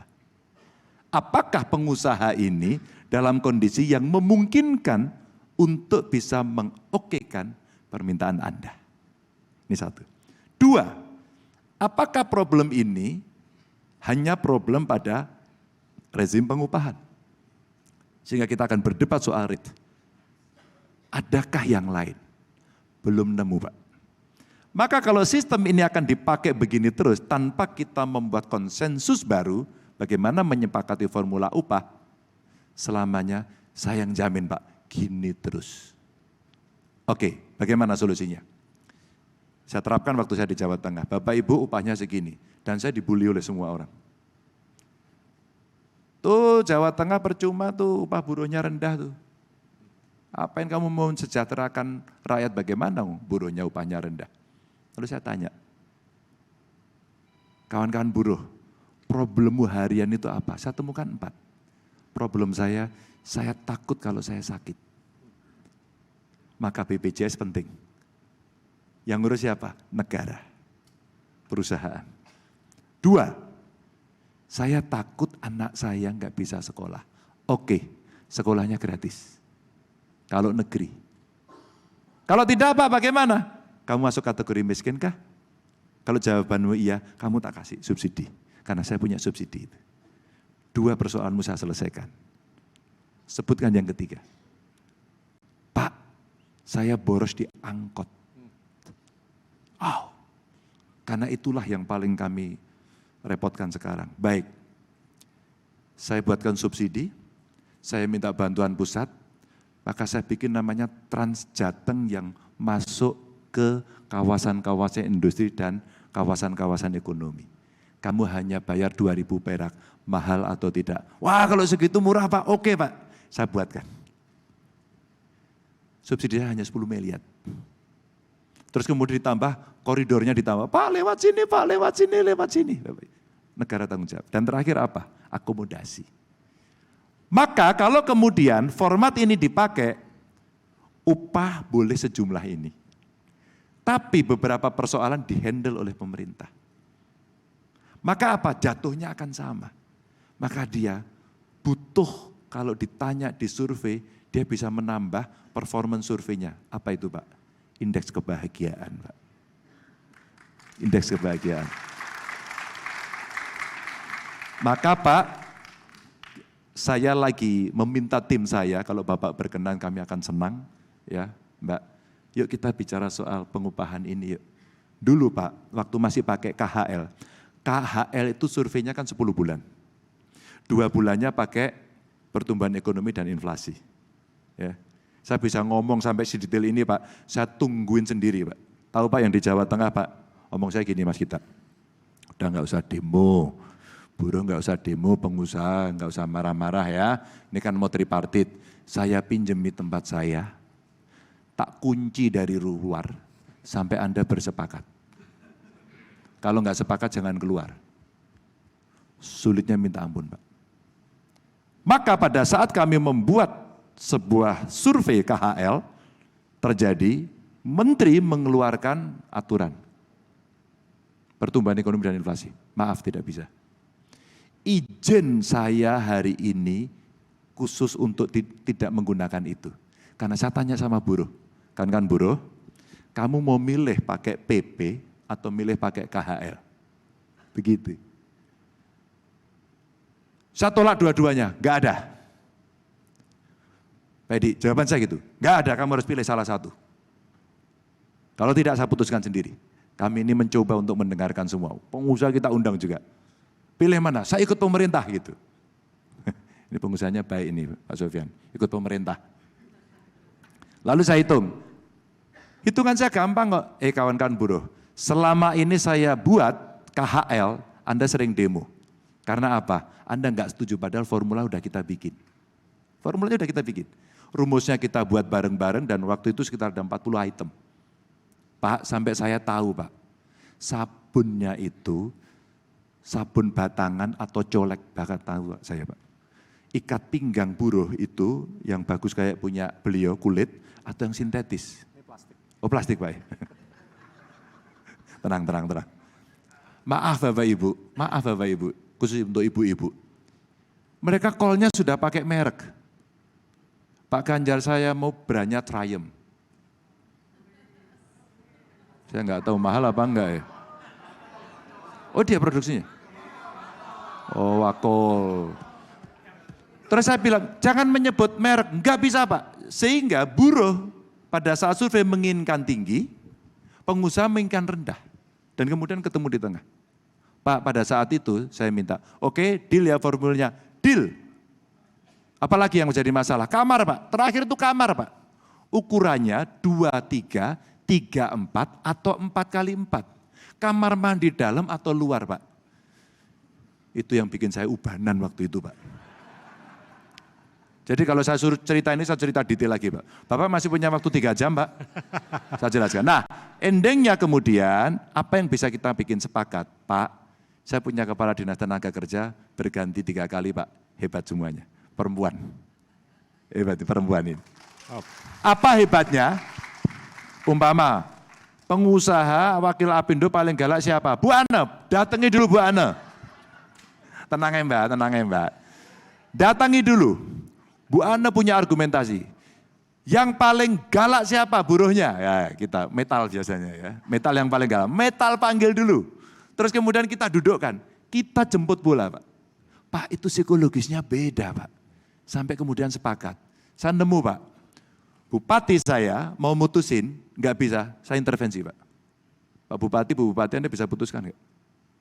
Waduh Pak ini hasil rapat forum Kompimda nggak bisa. Anda bisa putuskan nggak? Kebetulan PJ. Anda kemarin waktu mau jadi PJ saya tes, kalau ada problem serius Anda bisa menjadi seorang ristiker. Oh siap Pak gitu. Nah sekarang Anda memutuskan nggak bisa. Belgedes saya bilang gitu. Nggak bisa sampean bicara begitu. Akhirnya apa yang terjadi? Saya kasih waktu 10 menit, Anda putuskan atau Anda saya copot dari PJ. Karena omongan Anda tidak sama dengan saat interview. 7 menit putus Pak.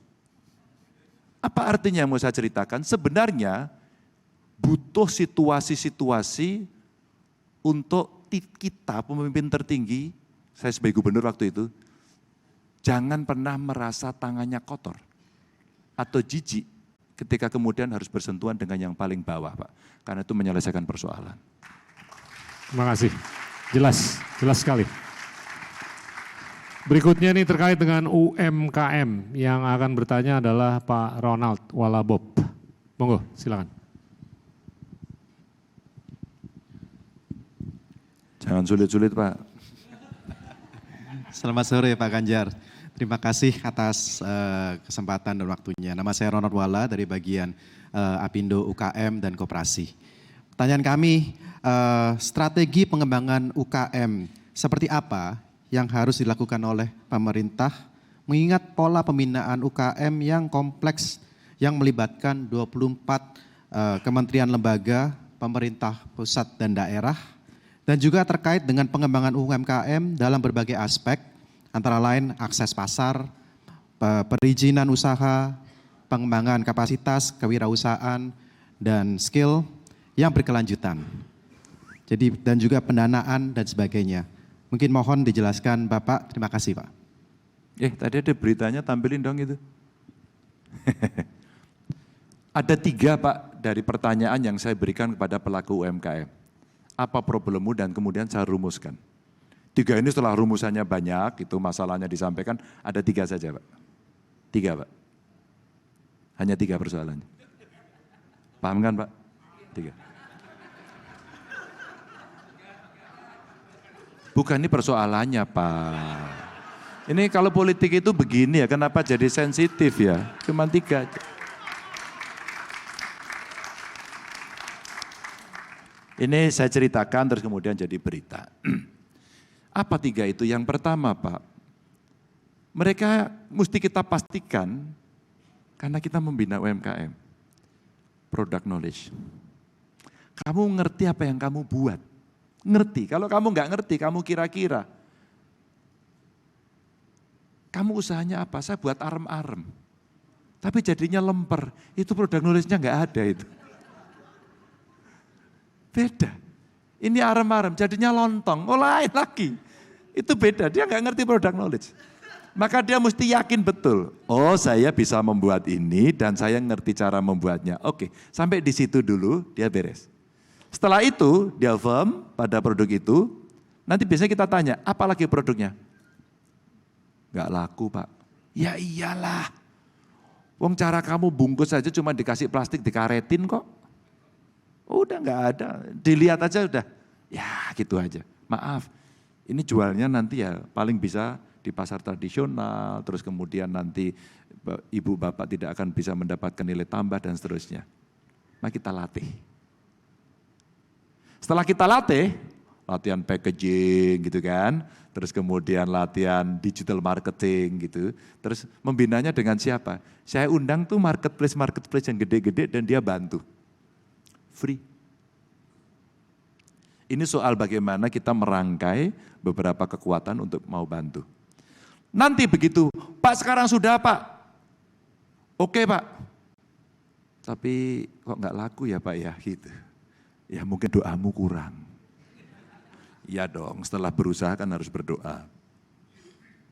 Maka pada saat itu, oke ya kalau begitu saya beli. Karena kita kurasi, kita dampingi, maka saya beli. Pak Ronald pada saat kita beli Pak, aduh Pak kapasitas saya hanya segini Pak, modal aja kurang. Maka akses permodalan. Lagi-lagi saya contohkan, bank saya, Bank Jateng setelah pernah menurunkan itu, kita buat skim-skim banyak sekali Pak. 1, ya, kredit yang tadi suku bunga rendah itu kita kasih namanya Mitra Jateng 25. Itu maksimum 25 juta untuk UMKM Pak. 1 itu. 2, kredit khusus perempuan. Bunganya 2% Pak, setahun. Mereka oke. Karena saya tanya, Pak kebutuhan modal saya harian itu hanya paling banter Pak, 500.000, sejuta, 2 juta. Siapa yang mau perhatian ini? Bang, gak mau repot Mas. Bang ngurusnya yang gede-gede, yang wangi, yang berdasi gitu. Gak mau ngurus yang gitu. Saya paksa. Kalau kamu ke pasar pakai kaos aja. Tulisi kaosnya gede-gede. Halo siapa mau hutang, gitu aja. Itu lebih enak gitu kan. Nah setelah akses modal Bapak Ibu, apa lagi? Pendampingan. Nah ini seringkali nggak dilakukan. Pemerintah itu, ini otokritik buat saya sendiri waktu jadi gubernur biar nggak ada yang tersinggung. Bahwa ketika kemudian mereka dilatih, sebagai seorang ASN, kepala dinas, dia sudah merasa selesai tugasnya. Maka outputnya sudah bisa dilaporkan, training sudah selesai. Outcome-nya tidak pernah bisa dihitung. Saya tagih. Maka UMKM naik kelas itu mau ditunjukkan, naik kelas tidak. Begitu pandemi, sebagian besar ibu-ibu tidak bisa jualan, Karena diusir oleh Satpol PP dan Satpol PP-nya yang nyuruh saya. Gimana tanggung jawab saya? Maka kita dorong pada marketplace. Setelah kita modali, kita kasih bantuan itu tadi, kita menjadi off-taker. Maka 40% dari APBN APBD untuk membeli produk UMKM is emas. Gimana caranya? Diinjek, Pak. Siapa yang diinjek? Seluruh kepala dinas. Progresmu untuk kamu bisa on board dari list produk UMKM sudah berapa? Kita injek, Pak. Setiap hari Senin kami rapat, kami umumkan. Bu, dinas ibu baru segini, apakah ibu bisa meningkatkan? Ini bagian jadi achievement sebelum diganti, kira-kira gitu. Siapa? Beres.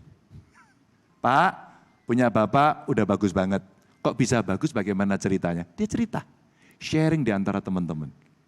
Maka ketika kemudian dia bisa on board di situ, ya, maka bereslah. Baru kita tahu persoalannya.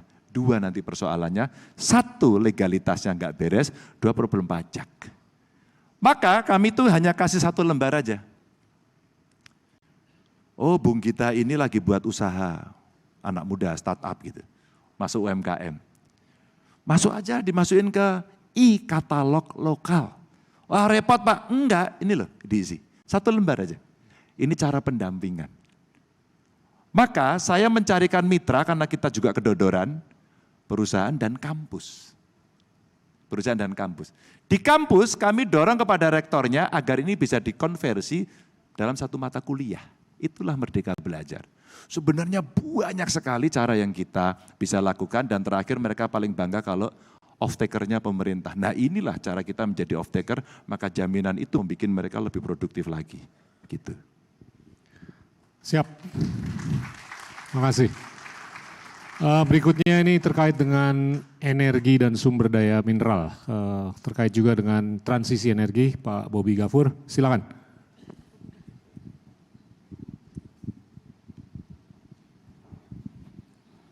Assalamualaikum warahmatullahi wabarakatuh, Pak Ganjar. Nama saya Bobi Gafurmar.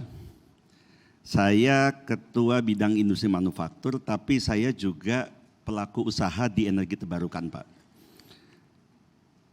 Kita semua di dunia ini, semua negara mengalami menghadapi suatu permasalahan yang sama, yaitu permasalahan lingkungan hidup.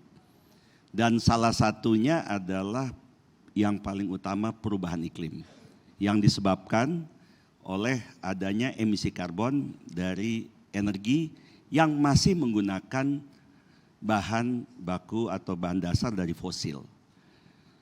Dan Indonesia bersama 196 negara menandatangani kesepakatan bersama Paris Agreement menuju net zero.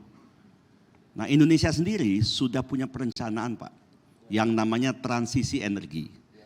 Tapi ya mohon maaf agak batuk-batuk dan masih jalan poco-poco di tempat. Ada permasalahan seperti perundangan, peraturan yang belum lengkap. Undang-undang EB, energi baru terbarukan ini sudah 3 tahun masuk tahun keempat, masih di situ saja Pak. Kemudian keekonomiannya belum masuk. Bottleneck-nya ada di mana? Sebagai contoh di PLN. Harga beli listrik PLN bisa beli dari batu bara 5 sen, sedangkan kalau dari energi terbarukan visibilitasnya agak tinggi Pak, di angka 13 sampai 15 sen. Belum lagi pendanaan Pak, butuh pendanaan besar dan ini tidak available di Indonesia. Nah jadi perlu langkah terobosan. Nah Bapak apabila nanti jadi presiden, langkah-langkah apa yang kira-kira konkret bisa melakukan terobosan untuk mengejar Pak komitmen kita menuju net zero yang sudah kita canangkan 2060. Terima kasih. Makasih. Langsung ya. Boleh yang transisi energi ditampilkan? Saya pernah menyampaikan ini dan saya pernah bertanya langsung dengan Pak Dirjen EBT. Pak, ini EBT-nya kapan Pak mulai berjalan? Sudah sih Pak. Loh, kita belum melihat Pak. Sudah, masa Bapak nggak lihat? Yang di EBT itu dirjennya begitu. terbarukan terus. Ini Mas Bobi, mohon izin ya. Kalau kita mau memperbaiki, mencegah, mengurangi kerusakan lingkungan dan seterusnya, ya kira-kira kita butuh duit banyak. Anggaran kita kalau kemudian dengan kondisi existing begitu ya kurang lebih 1.371 triliun. Dan hari ini saya tanya kepada BPJS ternyata sudah mengeluarkan duit 17,8 karena cerita polusi udara yang dikeluarkan. Banyak sekali ya. Kita lihat punya PLN aja deh. Nanti kalau kita ngarang lagi keputusannya katanya enggak sustain gitu. Oke, saya mau sustain, saya mau konsisten aja. Sudah ada, kami riset, kami bertanya, kami ngambil data, akhirnya saya tampilkan dalam satu slide ini, Mas Bobi. Maka saya katakan model. Model capaian persentase dari energi baru terbarukan ini kami pakai punyanya PLN dan analis tim kami. Di tahun 2021 lalu, kita sebenarnya punya air, geothermal, matahari, angin, dan sebagainya. Skenarionya mau pilih yang mana? Cepat, ya, teknologi belum siap, duit nggak ada, SDM kurang. Lambat, kelamaan, keburu rusak. Yang paling bagus tengah-tengah saja, moderat. Ini skenario moderat. 2023 13,4 terus 2025 23,5 terus kira-kira gitu. Tapi ini bisa cepat sekali ketika kemudian teknologinya bisa kita dapat dan makin murah. Hari ini masih mahal. Ini rutenya. Maka waktu dulu bertemu dengan US Chamber kita sampaikan pada mereka. Kalau duitnya sulit, nah itu tadi pertanyaan Mas kita bagus. Mengundang FDI untuk bisa masuk begitu. Politik luar negeri kita kan bebas aktif ya. Bebas itu ya kita bebas menentukan teman kita untuk bilateral. Dalam konteks EBT, banyak negara sudah siap. Kebetulan saya sudah bertemu dengan beberapa negara. Eropa lah, kemudian Timur Tengah lah gitu. Wah, mereka semangat sekali kita kasih cerita ini. Maksud saya kita mau tarik ke situ. Kebebasan kita untuk menentukan demi national interest kita, yang mesti kita pilih dalam konteks politik luar negeri dan politik ekonomi termasuk politik dagang kita. Maka kita siapkan ini. PLTS Cirata sudah ada, PLTBP sudah ada, ya. 1.300 triliun kami butuhkan untuk ini kalau Anda mau terlibat. Offering kami ini kami berikan kepada mereka dan mereka kemudian menunjukkan masing-masing. Pak, saya punya ini dan kalau iya kami komitmen. Yang kami ragukan sebenarnya satu aja. Apakah pemilu besok itu bisa berjalan dengan baik dan memberikan kepastian. Ini fakta. Maka kalau kita kemudian tidak bisa menjaga ini, cerita-cerita ini jadi cerita mimpi. Maka kisah proses demokratisasi ini perlu mendapatkan dukungan dari Bapak Ibu semua agar kita kemudian bisa mulus berjalan. Nah, ini yang kita siapkan. Apakah kemudian roadmap nanti ini seperti ini saja? Tidak. Kita butuh serapan tenaga kerja, maka kita butuh 3,7 juta orang. Yang tadi dibutuhkan pasti kinerjanya buruk kalau suruh ngerjain ini Mas. Wong dia nggak punya pengalaman kok. Maka kemudian kita tulis di ujung itu, pelatihan dan penempatan kerja bagi pekerja terdampak transisi energi. SDM unggul dari mindset fosil ke EBT. Dan kita punya sebenarnya tidak hanya green energy tapi juga blue. Ya, termasuk carbon credit. Kita punya kekuatan yang sangat besar sekali, tapi dalam konteks diplomasi internasionalnya rasanya nih ya, kita belum optimal pada soal itu. Maka ini jawaban sepintas yang ada. Jadi kalau Mas Bobi sudah melaksanakan ini, judulnya boleh dong di-share. Saya masih ingat waktu di CSIS itu tiba-tiba ada anak muda deketin saya, dia angkat tangan, boleh nggak Pak saya bantu apa yang Bapak ceritakan soal carbon credit. Karena kami mengerjakan itu. Maka sebenarnya banyak pernik-pernik yang sifatnya teknis yang bisa kita eksekusi dari sebuah perjalanan yang kita impikan ini. Begitu. Kalau tepuk tangan Bapak Ibu sekalian. Kalau saya ingin tambahkan, ini kalau Indonesia mau jadi negara yang modern, itu kurang lebih daya energi yang dibutuhkan tambahan itu mungkin bisa 300 sampai 400 ribu megawatt. Agar elektrifikasi kita itu bisa meningkat dari 1.300 kilowatt per orang menjadi anggaplah 6.000 kilowatt.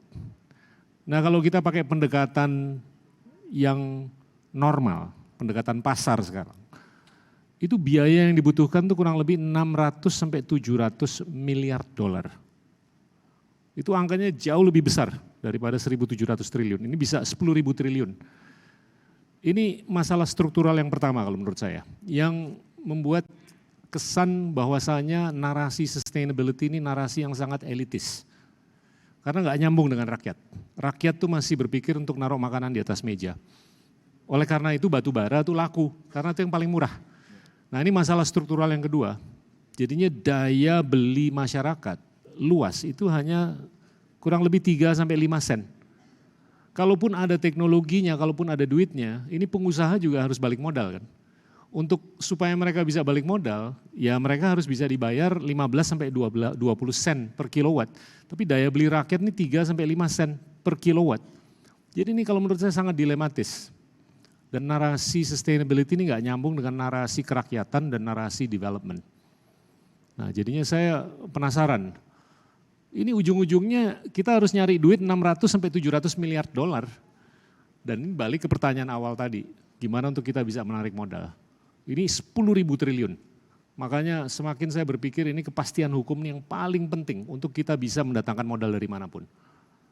Silakan Pak. Setuju, makanya saya sampaikan tadi, saya singgung kemudian ketika kebebasan dalam sistem politik luar negeri kita bisa kita terapkan untuk ekonomi, maka mari kita cari teman yang bilateral itu.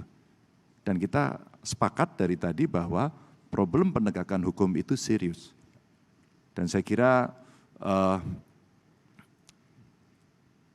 formula tadi yang saya sampaikan mulai dari regulasi sistem kelembagaan dan aktor, itulah menjadi poin utama untuk kita bisa melakukan sebuah perubahan yang ada di situ. Dan ini pertanyaan yang menarik dalam konteks politik. Dalam hal ini Ganjar Mahfud, maka pertanyaan, Pak Ganjar, apakah Pak Mahfud nanti akan menjadi banserap seperti layaknya Wapres? Loh, energi dia tuh gede banget loh. Dia orang yang sangat paham soal penegakan hukum. Itu bisa meringankan beban presiden.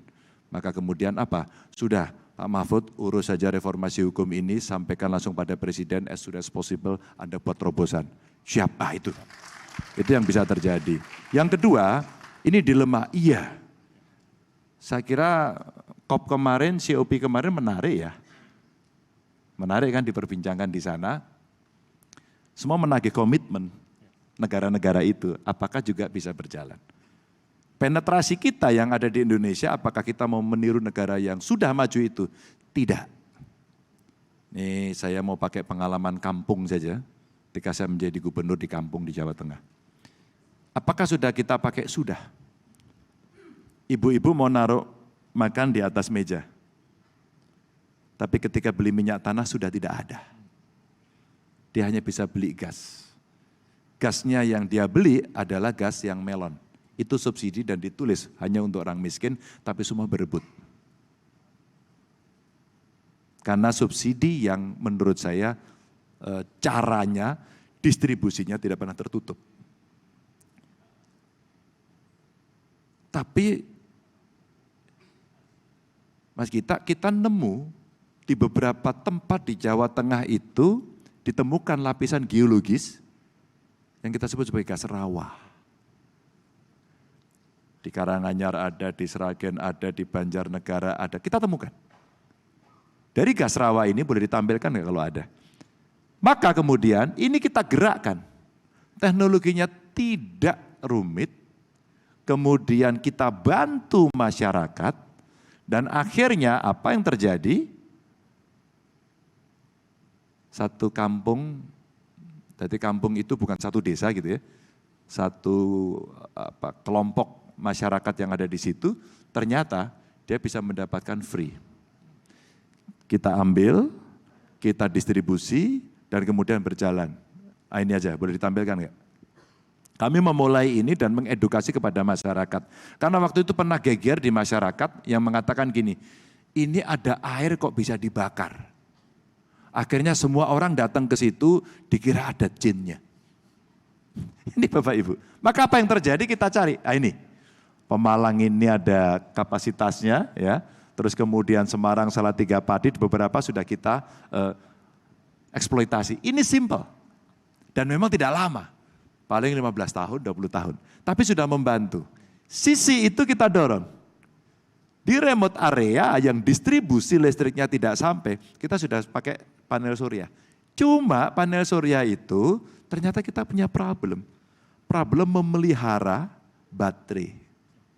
Bukan problem panelnya, memelihara baterai. Bagaimana kemudian si keluarga yang mendapatkan ya bantuan itu dia bisa memelihara baterainya. Nah teknologi ini belum terlalu canggih, maka kemudian ya agak rumit mengedukasi masyarakat. Ya sudah kita buat kelompok-kelompok, kalau kamu nanti ada masalah lapor ke sini. Ini praktek-praktek yang secara kecil mulai kita kenalkan, terus kemudian panel surya mulai lebih banyak, rooftop mulai kita dorong, sebenarnya sudah kita cicil sebelum desain besar yang muncul itu. Tapi kalau kemudian, oh barangkali bisa lebih besar lagi, kita mau pakai skenario apa? Kalau kita mau pakai skenario cepat, sangat bisa besar sekali untuk disampaikan. Dan ketika banyak negara, 198 negara tadi ya Mas Bobi, itu semua sudah oke, dan semua akan melaksanakan itu, saya kira semua akan investasi ke sana. Dugaan saya di COP kemarin juga orang nagih kok. Kesepakatan Kyoto, Paris gitu, semua nagih semuanya itu. Apakah mereka akan melaksanakan atau tidak? Siap, terima kasih. Berikutnya ini terkait dengan properti atau real estate. Yang bertanya adalah Sani Iskandar. Silakan. Mikrofon. Ya, terima kasih Pak Gita. Sore Pak Ganjar. Dari hasil survei Arpindo yang disampaikan kepada para pelaku usaha, itu 80% sepakat untuk mengusulkan satu kementerian yang pada saat ini tidak ada Pak. Namun di zaman-zaman yang lalu ada. Zamannya Pak Akbar Tanjung, Pak Siswono, Pak Kosmas. Yaitu kementerian yang mengatur tentang perumahan. Saat ini backlognya sudah sekitar 12-13 juta Pak. Kemudian termasuk pengembangan kota-kota baru dan kawasan ekonomi. Jadi latar belakangnya memang dari teman-teman para pengembang perumahan dan pengembangan kota ini kesulitan Pak. Karena menyangkut tadi yang Bapak sampaikan, kepastian hukum, kemudian bagaimana mensinergikan dan juga menyederhanakan berbagai hal yang terkait dengan regulasi dan birokrasi yang berhubungan dengan tata ruang, pertanahan, infrastruktur, utilitas, lingkungan hidup dan sebagainya. Bagaimana pandangan Bapak terhadap usulan kementerian ini Pak? Terima kasih. Pembentukan kementerian itu juga mengikuti dinamika kebutuhan yang berkembang di masyarakat. Kalau itu menjadi prioritas, mestinya bisa kita bikin. Jadi artinya kalau ini sebuah masukan bukan tidak mungkin Pak. Tapi tentu saya tidak bisa memutuskan hari ini. Hanya begini Pak, backlog yang makin besar jumlahnya itu butuh partisipasi yang lebih banyak. Saya mencoba hal yang kecil-kecil Pak. Buat program namanya beli tanah dapat rumah Pak. Tanahnya yang membeli masyarakat, rumahnya yang bangunin pemerintah. Cuma Pak, semakin berkembang jumlah rakyat, penduduk maksud saya, maka pada saat itu ruang kita makin sempit Pak.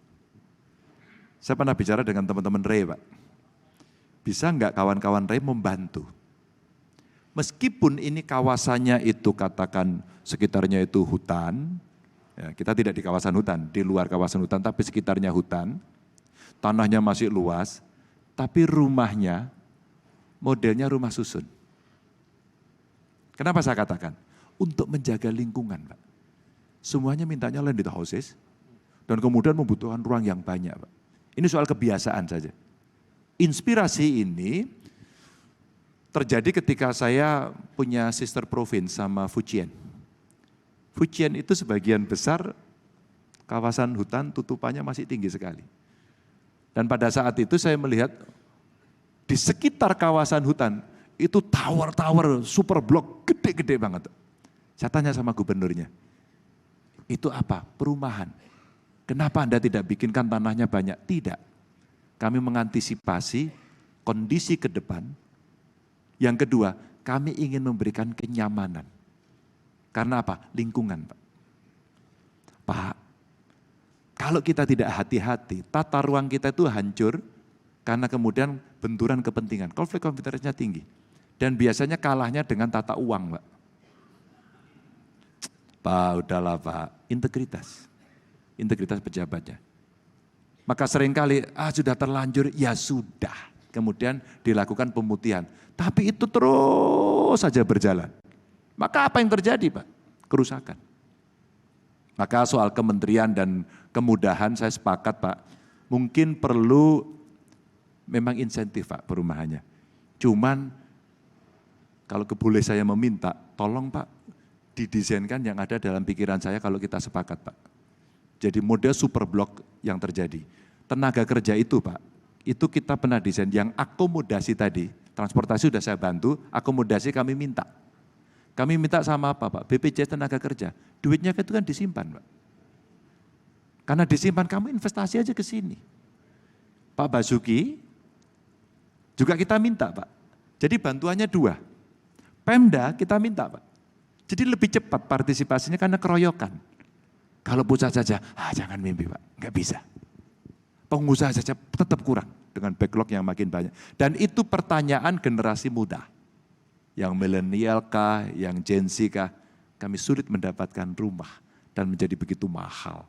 Nah, kalau kemudian bisa didesainkan satu kawasan itu super blok begitu Pak. Apalagi yang terjadi di Jawa, Pak, saya kira itu akan bisa mendapatkan perhatian. Minimal kalau yang usul saya, yang perhatian utama saya Pak. Sehingga kemudian orang-orang itu akan bisa mendapatkan kelayakan dan bagus. Kenapa saya tambahi dan bagus? Pak ada beberapa super blok sederhana Pak, yang dibikin untuk mereka yang mohon maaf pendapatannya menengah. Kalau orang setinggi saya dan Pak Gita Pak, repot Pak. Karena rumahnya itu mohon maaf dengan segala hormat saya pendek Pak. Panas Pak. Itu sampai saya pernah marah, mohon maaf, karena septic tanknya Pak, itu kan untuk komunal ya. Itu kita tidak tahu Pak, ternyata pendek. Sehingga untuk kebutuhan itu nggak cukup. Lagi-lagi, ini integritas juga orang yang membangun. Udah gitu, mohon maaf lagi, temboknya itu cepat copot. Kata anak-anak sipil itu kurang semen Pak. Lah kok kurang itu semennya pada kemana, begitu kan. Ini lagi-lagi integritas. Kalau negara ini bersih, governance, tidak ada korupsi, kualitasnya bagus Pak. Kalau kualitasnya bagus, maka yang senang juga ya masyarakat. Pengusaha juga senang, dia akan mau investasi karena dia merasa nyaman. Maka kalau tadi beliau sampaikan di Singapura, teman saya nanya sekolah di Inggris. Awalnya dia dukung saya, tapi sekarang enggak. Kenapa saya malah curhat ya ini?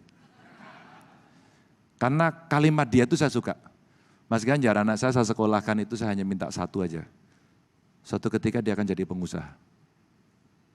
Dan dia tidak akan kalah dengan anaknya Mas Ganjar. Karena dia berkompetisi dengan baik, karena dibuatkan ruang yang fair. Dan ini investasi orang tua pada anak, begitu. Siap. Makasih. Oke, masih ada beberapa penanya. Yang berikutnya adalah Pak Suryadi atau Pak Adi Lukman. Ini Pak Adi, silakan. Ini topiknya hilirisasi atau manufaktur. Silakan, Pak Adi. Ya. Oh, Bu Ana, oke, monggo, silakan. Wah, ini nih. Izin Pak Ganjar, Pak Gita, nama saya Ana, kebetulan Ketua Bidang Apindo Perdagangan, tapi hari ini dapat misi dari teman-teman Apindo untuk menanyakan hilirisasi. Tadi sudah disampaikan Bu Shinta, Bu Mari, maupun juga menjadi program prioritas Bapak dengan tim mengenai hilirisasi. Permasalahannya Pak, kita ini kan memang perlu hilirisasi untuk meningkatkan daya saing iklim usaha, juga mendapatkan nilai tambah. Namun logikanya investasi di sektor manufaktur ini sangat tergantung Pak pada kebijakan larangan ekspor dari raw material atau bahan mentah milik Indonesia. Sedangkan Bapak juga tahu bahwa kita ini menghadapi tantangan eksternal, terutama di WTO Pak, karena dinilai bertentangan dengan komitmennya Indonesia terhadap keterbukaan ekonomi dan kebebasan berdagang. Nah, apabila Bapak terpilih menjadi presiden kita di 2024, bagaimana pandangan Bapak terhadap agenda hilirisasi? Bagaimana Bapak akan menyempurnakan kebijakan hilirisasi Indonesia agar agenda hilirisasi dan penciptaan nilai tambah dan SDA atau komoditas ekspor saat ini tidak lagi digugat oleh negara lain. Padahal tadi yang disampaikan oleh Pak Gita juga bagaimana kita menginvite investasi dari luar untuk mau masuk ke Indonesia. Jadi istilahnya perlu balance Pak. Nah, kita justru bisa didukung internasional dan juga dapat menyentuh peningkatan daya saing sektor usaha lain. Sedikit menyimpang Pak, dari upah minimum kita naik kelas sedikit Pak ke hilirisasi. Terima kasih. Iya ini, kelihatan pakai baca. Pak Sofyan itu kalau bukan soal hilirisasi, upah lantang udah nggak pakai teks lagi. Karena ini pesanan Mbak Ana ya pakai. Makasih. Belajar dari hilirisasi kemarin ya Mas Gita ya. Dan kemudian ada problem di sana. Kita udah belajar dari situ. Posisi politik saya hilirisasi terus. Dan kita extend di berbagai sektor. Terus dan kita extend. Artinya selama ini sumber daya alam X. Kemarin yang disebut nikel. Pak Presiden kalau nggak salah akan meneruskan ke boksit. Ya. Kalau kita bicara batu bara, apakah batu bara hanya begini saja? Tidakkah kita berpikir ada riset and development agar ada nilai tambah dari batu bara? Contoh menjadi gas. Sudah ada risetnya? Sudah. Sudah ada pengusaha yang mau masuk? Sudah. Agar kita bisa memenuhi kebutuhan. Termasuk umpama tadi ya, transisi energi ada satu tahapan yang kita agak terlewatkan. Kalau belum bisa maju banget, sudah dari fosil ke gas dulu. Kenapa gasnya kita tidak optimalkan? Kita punya banyak loh. Ini sebuah semangat yang kemudian ada di depan mata yang bisa kita kerjakan. Jadi saya tanya pada teman-teman gas, Mas Ganjar gas dulu aja Mas. Gas kita masih bisa kok. Kenapa kita tidak lakukan? Maka kembali pada cerita hilirisasi, di-extend pada sumber yang lain. Kelautan kita. Kita belum hilirisasi, perikanan kita baru tangkap. Yang lainnya budidaya, setelah itu dijual kok. Kita masih butuh, katakan cold storage, kita masih butuh pengolahan gitu kan. Kita masih butuh jadi end product untuk kemudian kita jual. Nah kalau kemudian ada regulasi yang memang sudah mengatur, ini soal gentleman. Ya luar negeri juga kepingin diundang, tapi juga kepingin tidak punya masalah. Mari kita pilih. Siapa yang bisa bermitra dengan kita pada persoalan 1, 2, 3. Saya sudah mendengar bagaimana posisi beberapa negara, karena kemudian dia mengatakan Indonesia kekeh, tapi dia bisa memahami, tapi Anda punya persoalan, maka kita bertemu di WTO. Kira-kira gitu. Tapi sisi yang lain, sebenarnya mereka juga pengen, saya mau dan pengen bermitra juga. Dan kita belum punya teknologinya. Maka ketika melakukan hilirisasi, investor yang kita undang, oke, biasanya kan saya jual ke Anda. Sekarang saya ajak Anda investasi ke sini, saya bersama Anda. Tapi di sini. Karena saya punya kepentingan untuk pertumbuhan ekonomi, menyerap tenaga kerja, dan kesejahteraan rakyat saya. Kami sedang membuat simulasi Mbak Ana pada beberapa sektor yang lain. Industri digital umpama. Itu kalau kita hilirisasi dahsyat. Kalau hari ini infrastrukturnya sudah dapat, SDM-nya sudah kita siapkan, produknya sudah mulai kelihatan, mulai kelihatan. Nah, bagaimana kemudian kita menjual produk-produk itu? Industri kreatif umpama, gitu kan? Terus kemudian kemarin teman-teman sawit juga bicara kepada saya, Pak, tolong bereskan persoalan kami. Persoalanmu apa? Ternyata yang pertama saya pikir sisi produksinya, enggak, tanahnya. Tanahnya yang masalah. Ada kawasan, luar kawasan, jumlahnya segini, ada yang kebanyakan gitu ke sana gitu kan. Sehingga mana yang legal, mana yang tidak legal. Lalu saya tanya, apakah dari sisi produknya kita bisa buat turunan?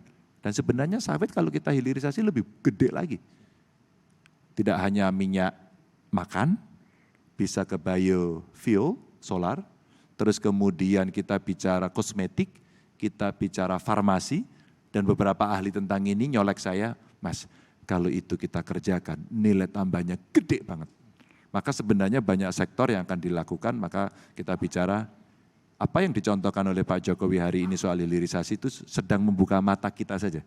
Yang akhirnya kita punya beberapa dampak yang harus kita handle, maka hilirisasi pada subsektor atau komoditas lainnya hari ini mesti kita hitung dengan cermat sehingga bisa win-win solution ketika kemudian kita ingin mengajak partner asing untuk terlibat. Gitu Mbak Ana. Baik, tepuk tangan Bapak Ibu sekalian. Ini mungkin pertanyaan yang terakhir akan disampaikan oleh Ibu Karmelia Hartoto terkait dengan digitalisasi. Silakan, Mei.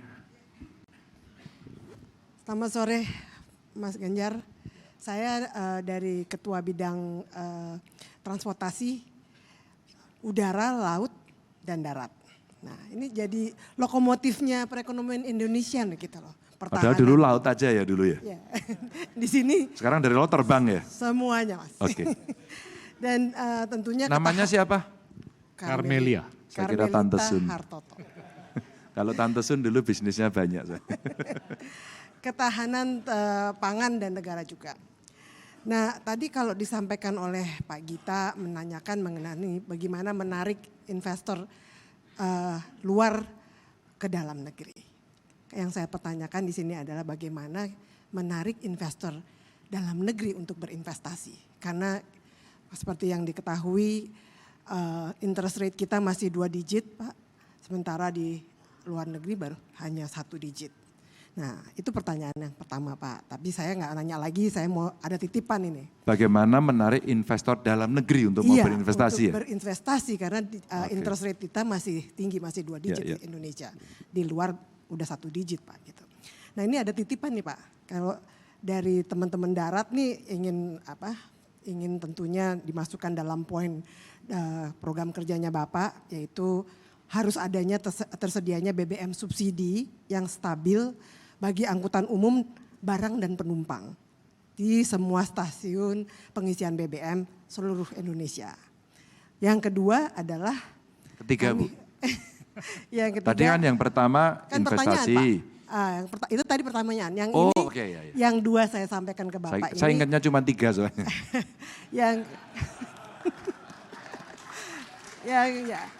Yang 2 ini cuma titipan aja Pak, titipan buat Bapak nih Pak. Jadi nggak harus dijawab ya Pak ya. Yang ketiga Pak adalah mengenai Coast Guard. Kita ini negara maritim tapi kita nggak ada penjaga lautnya sampai sekarang Pak. Nah kita harapkan ke depan ada undang-undang Coast Guard-nya yang langsung bertanggung jawab kepada Pak Presiden. Kalau untuk udara Pak, tim Bapak sudah ada yang jagonya Pak. Masuk dalam timnya Bapak. Terima kasih. Saya tahu kok orangnya. Bagaimana mengajak investor dalam negeri untuk berinvestasi? Lah ini di depan saya siapa? Bapak Ibu, siapa yang tidak mau investasi di Indonesia? Angkat tangan. Udah berarti nggak ada soal ini Mbak. Kira-kira Bapak Ibu, ini para ini kan investornya. Ini orang kaya Indonesia kan ini semua toh. Kira-kira kalau Bapak Ibu mau investasi, saya aja investasi, apa sih yang merisaukan Bapak Ibu? Kira-kira gitu ya. Itu aja sebenarnya. Kan yang merisaukan tadi itu yang kita inventarisasi itu. Penegakan hukum, Pak pastikan penegakan hukum. Ini sebuah cerita yang harus saya ulang karena beberapa teman pernah mendengarkan cerita ini. Karena komitmen. Waktu itu karena jadi gubernur. Komitmen saya satu, Mas. Kalau kamu dipersulit, wabil khusus di kantor saya, di Pemprov, ini nomor telepon saya. Saya harus mau menjadi troubleshooter untuk mereka yang kesulitan. Mulai dari Pak, izin saya harusnya sudah keluar dalam waktu seminggu yang lalu. Hari ini belum keluar. Apa yang terjadi? Di mana persoalannya? Saya telepon hari itu dan harus selesai. 2, ada kawasan industri yang sudah 6 tahun izinnya nggak pernah keluar. Tiba-tiba dia telepon saya, tempatnya di Semarang. Pak, masalah Anda apa? Saya tidak tahu, Pak. Loh, harus tahu. Harus tahu. Saya sudah urus, Pak, 6 tahun nggak selesai-selesai. Besok pagi ketemu kepala dinas, ini untungnya Bu Mary. Kepala dinasnya perempuan juga. Nggak tahu ya, perempuan tuh kenapa ya, kalau dikasih kepercayaan tuh integritasnya lebih baik. Maaf ya Bapak, maaf loh. Ini kejadian di tempat saya. Pantes Pak Sofyan milihnya yang perempuan ini. Nah, begitu kemudian saya sampaikan, Bu, itu diselesaikan waktunya nggak lebih dari seminggu. Pak Ganjar sudah selesai, ternyata apa? Hanya butuh tanda tangan nih, ya Allah. Kenapa Anda nggak telepon saya dari dulu? Saya dapat telepon Bapak dari temannya karena Bapak mengatakan, kalau ada persoalan telepon dan saya tadi takut-takut mau telepon. Jadi pejabat itu Mas Gita kalau udah duduk wajahnya hantu. Menakutkan. Nah saya pengen untuk tidak menakutkan. Sehingga butuh ngopi bareng, butuh komunikasi. Sehingga tadi itu Bu bagaimana cara mengajak. Mengajaknya itu kalau sudah masuk ini loh skala prioritasnya. Anda tertarik di sini, kita kasih insentif dan kita jagain. Kalau enggak kita jagain enggak bisa. Enggak bisa, kasihan dia. Itu kepastian kan? Itu kepastian. Nah untuk masukan tadi yang pertama dan kedua aku terimalah dengan baik hati. Oke ya. Tapi Coast Guard sedikit cerita aja ya. Saya masih di DPR waktu itu. Kita bicara Coast Guard. Emang sulit ternyata. Padahal negaranya segede ini. Ibu kan pelaut juga kan. Maksudnya bisnisnya di laut juga. Tahu kan istilah kapal brondol Bu? Tahu ya? Bapak Ibu tahu kapal brondol ya? Enggak ada. Tahu Mbak? Kapal brondol itu kapal yang masuk dari luar negeri, masuk ke wilayah perairan Indonesia, tek, angkatan laut yang periksa pertama. Deng gitu. Kalau nggak benar, ambil 1. Kamu melanggar umpama begitu. Jalanlah kita gitu, ketemu Polair. Siapa kamu? Periksa lagi Polair. 2. Masuk lagi lebih dalam, ketemu perhubungan. Hublah, periksa lagi. Ya gitu kan. Periksa lagi, suratnya sudah diambil 3 Bu. Berapa Bu diambil suratnya? 3. Ini untuk biar nggak ngantuk gitu loh. Tadi baru 3. Masuk ke tengah, ada tenaga kerja ngecek.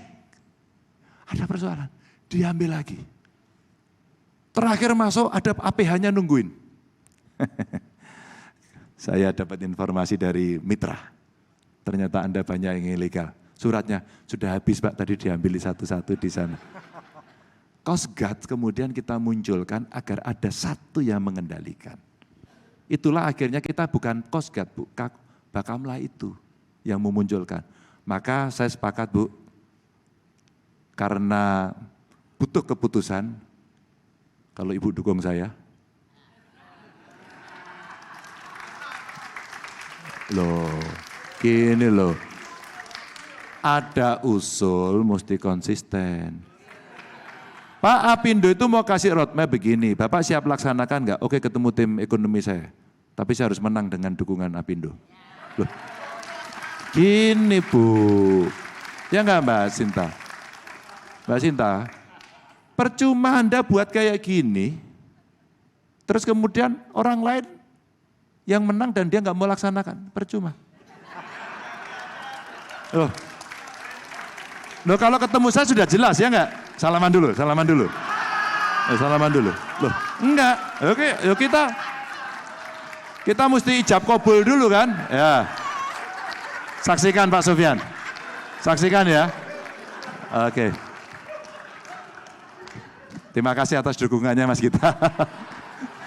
Bapak Ibu, terima kasih. Mohon maaf kalau ada kekurangan. Tepuk tangan Bapak Ibu sekalian untuk Pak Ganjar Pranowo.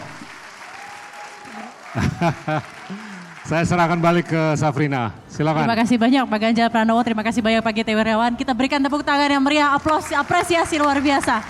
Pak Ganjar, terima kasih banyak, insight luar biasa untuk arah kebijakan ekonominya. Sekarang sebelum kita menutup Dialog Apindo Capres 2024, saya izinkan kembali Ibu Sinta Wijaya Kamdani dan Ibu Mari Elka Pangestu, serta Bapak Bobi Gafur Umar untuk memberikan roadmap perekonomian Indonesia 2024 hingga 2029 kepada Bapak Ganjar Pranowo. Kami persilahkan.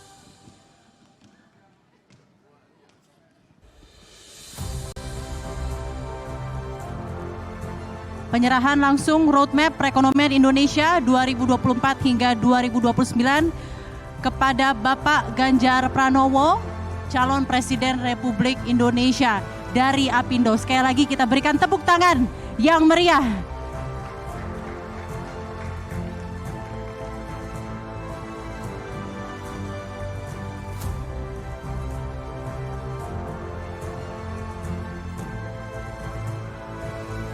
Dan penyerahan roadmap perekonomian Indonesia 2024-2029 kepada Bapak Ganjar Pranowo juga turut menyudahi kebersamaan kita pada siang hari ini. Terima kasih kepada Bapak Ibu para hadirin yang sudah hadir di Dialog Apindo Capres 2024 dengan tema Roadmap Perekonomian Indonesia 2024 hingga 2029. Terima kasih kepada sponsor kami PT Wismilak Inti Makmur Tbk dan PT Sumarekon Agung Tbk. Sampai jumpa di acara selanjutnya CNBC Indonesia Beyond Business.